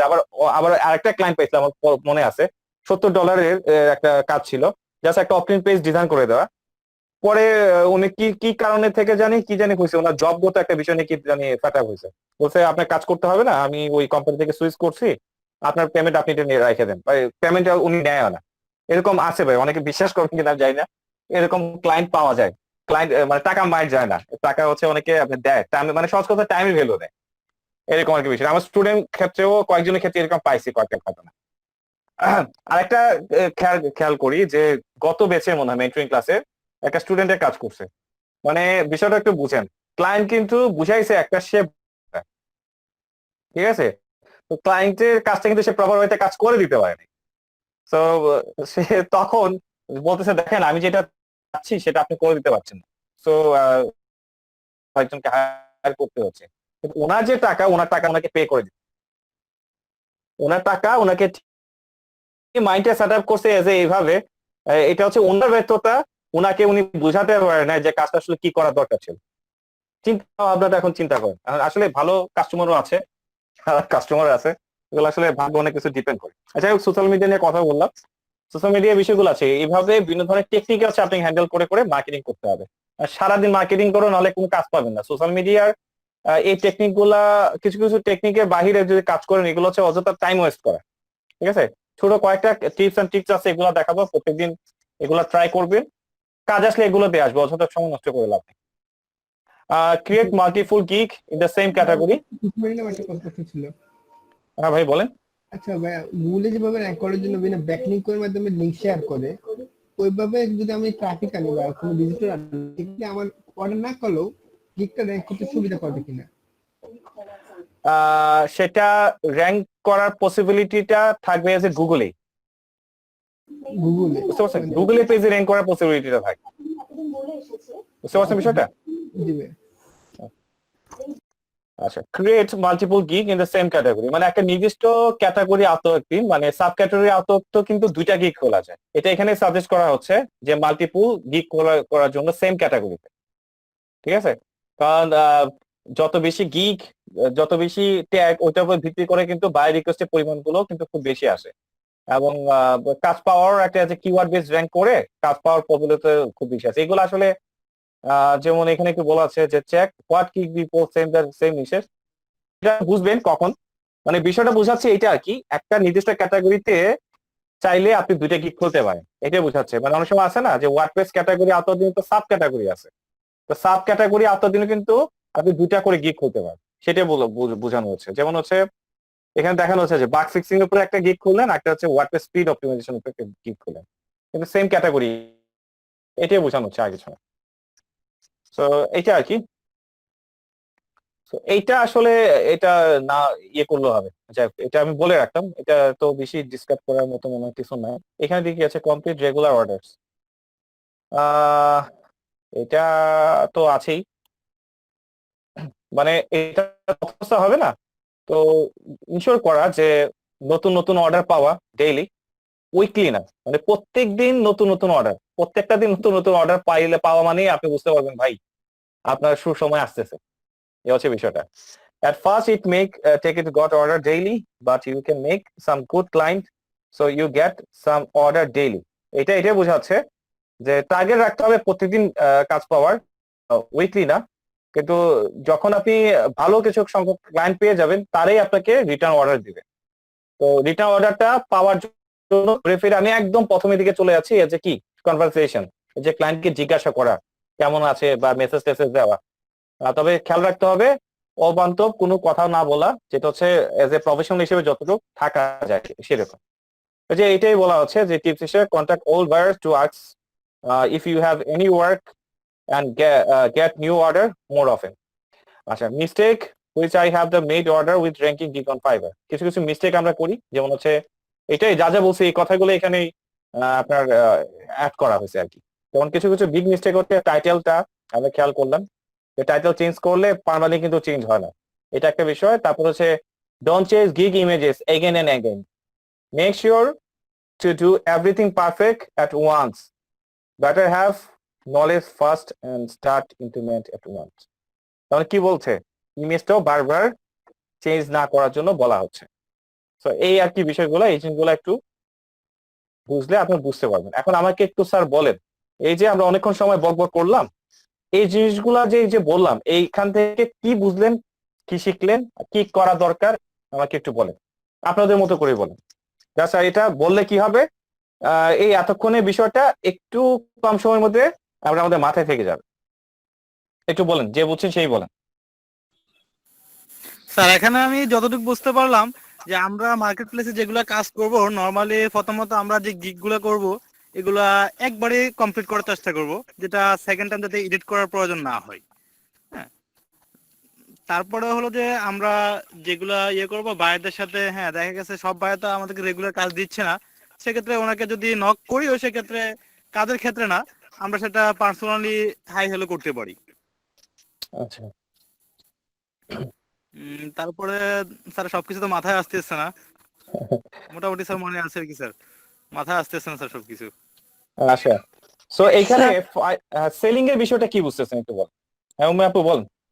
স্যার আমি মনে করি যে আমি যতটুকু বুঝতে পারলাম যে আমাদের প্রথমত র্যাঙ্কিং করানোর জন্য আমাদেরকে গিগের যে ট্যাগ গুলোকে ওগুলাকে পারফেক্টলি দিতে হবে, যাতে এগুলো একটা সার্চে যাতে আমার এটা মানে শো করে এরকম টাইপের।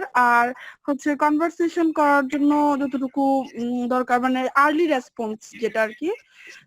আর হচ্ছে বায়ারদের সাথে কমিউনিকেট করতে হবে যে কাজ শেষ হওয়ার পরেও হাই হ্যালো যাতে থাকে, তাহলে আমি যে কাজটা করে দিছি সেই জন্য যদি উনি স্যাটিসফাই থাকে, তাহলে পরবর্তীতে আমার কথা রিমাইন্ড হলেই সে কিন্তু আমাকে কাজটা দিবে। সেজন্য তার সাথে মানে কমিউনিকেশনটাকে বিল্ড আপ করে রাখতে হবে।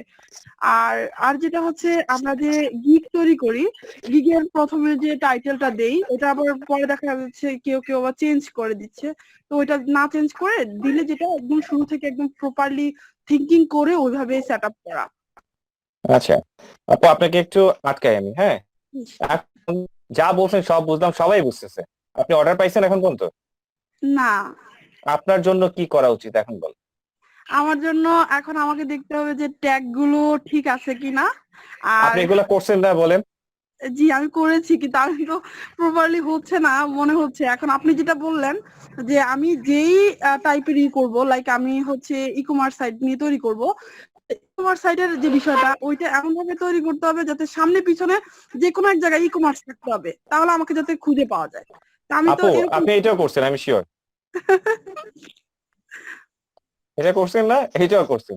এখন আমাদের আসলে সবচেয়ে মজার বিষয় হচ্ছে এই যে বক এতক্ষণ ধরে করলাম, এখন এই যে আপনাদের চোখের সামনে এই কথাটা চলে আসছে, দেখেন কি লেখা,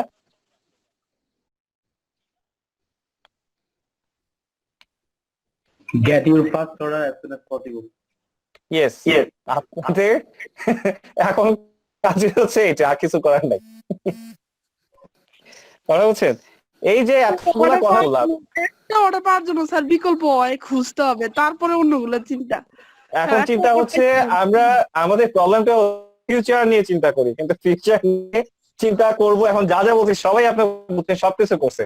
এটা আমাদের মেইন ফোকাস পয়েন্ট হচ্ছে ভাই আমাদের response as possible order first order আগে নিতে হবে, এটা হচ্ছে মেইন কথা।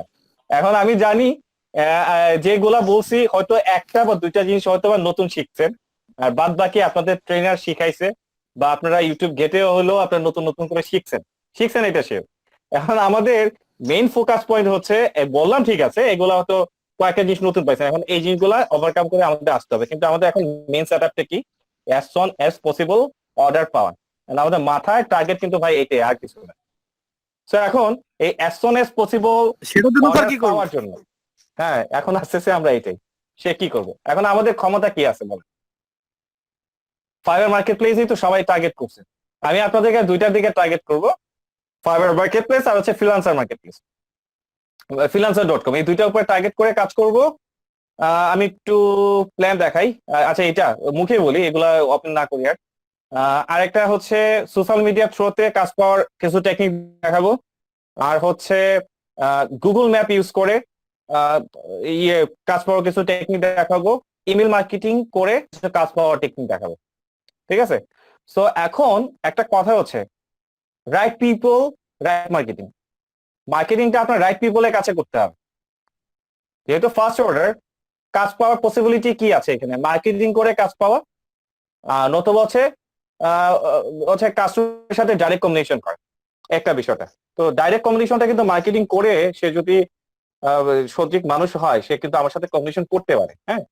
এখন এই একটা বিষয় আছে। সো এখন আমাদের হাতে একটাই জিনিস আছে, সেটা হচ্ছে যেহেতু আমরা ফাইবারে অলরেডি গিগ খোলা আছে, আমাদের অস্ত্র একটাই ভাই, বায়ার রিকোয়েস্ট পাঠানো। এছাড়া বর্তমানে মানে রাইট নাও আর কোনো অস্ত্র নাই। কারণ বায়ার রিকোয়েস্ট পাঠানোর মাধ্যমে কাজ পাওয়ার টেকনিক আমাকে এখন বুঝতে হবে।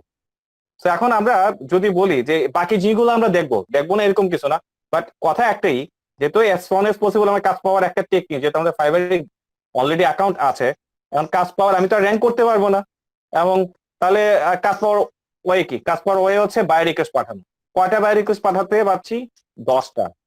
তাহলে আমার কাছে 10 বার অপরচুনিটি আছে কাজ পাওয়ার। অপরচুনিটি মানে পার ডে 10টা। আপনাকে চিন্তা করতে হবে যে প্রফেশনাল ওয়াইজ আমি জবে ভাইভাতে ডাকছে আমাকে, তাহলে আমি আসলে অপরচুনিটি কয়টা পাচ্ছি ভাইভা ফেস করেন।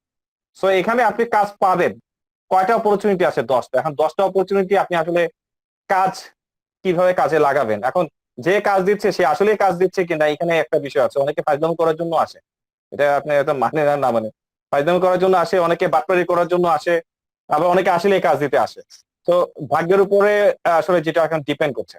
আরেকটা বিষয় হচ্ছে সবকিছু রাইট ওয়ে আছে, কিন্তু আসলে আপনি প্রপার ভাবে হচ্ছে আপনি কাস্টমারকে করতে পারছেন না, মেনটেন করতে পারছেন না, এই একটা বিষয়। সো আমাদের কাছে এখন শর্টকাটে আমি একটা কথা বলে আমি নেক্সট স্টেপে চলে যাচ্ছি। তাহলে আমাদের এখন করণীয় কি? প্রথম করণীয় হচ্ছে আমি যে সেল করব আমার প্রোডাক্ট রেডি আছে কিনা। আমার প্রোডাক্ট যদি রেডি না থাকে তাহলে আমি কি সেল করবো ভাই, এবং এই প্রোডাক্ট গুলো আমি কার কাছে প্রেজেন্ট করবো? তাহলে আমার হচ্ছে আগে প্রোডাক্টটা রেডি করতে হবে, হ্যাঁ। সো প্রোডাক্ট রেডি করার যে বিষয়টা সেটা হচ্ছে আমরা এখন দেখবো কি কি প্রোডাক্ট আমরা রেডি করবো, এটা নিয়ে কথা বলবো। আর আরেকটা বিষয় যেটা দাঁড়াচ্ছে সেটা হচ্ছে একটাই অস্ত্র, সেটা হচ্ছে বায়ার রিকোয়েস্ট পাঠানো। সো বায়ার রিকোয়েস্ট যে আমি পাঠাবো, তাহলে বায়ার রিকোয়েস্ট আমি প্রপার ওয়েতে কিভাবে পাঠাতে পারি, এটা নিয়ে হচ্ছে আমরা নেক্সট টপিক আলোচনা করছি। ক্লিয়ার বিষয়টা? ওকে স্যার বায়ার রিকোয়েস্ট যেগুলো আমরা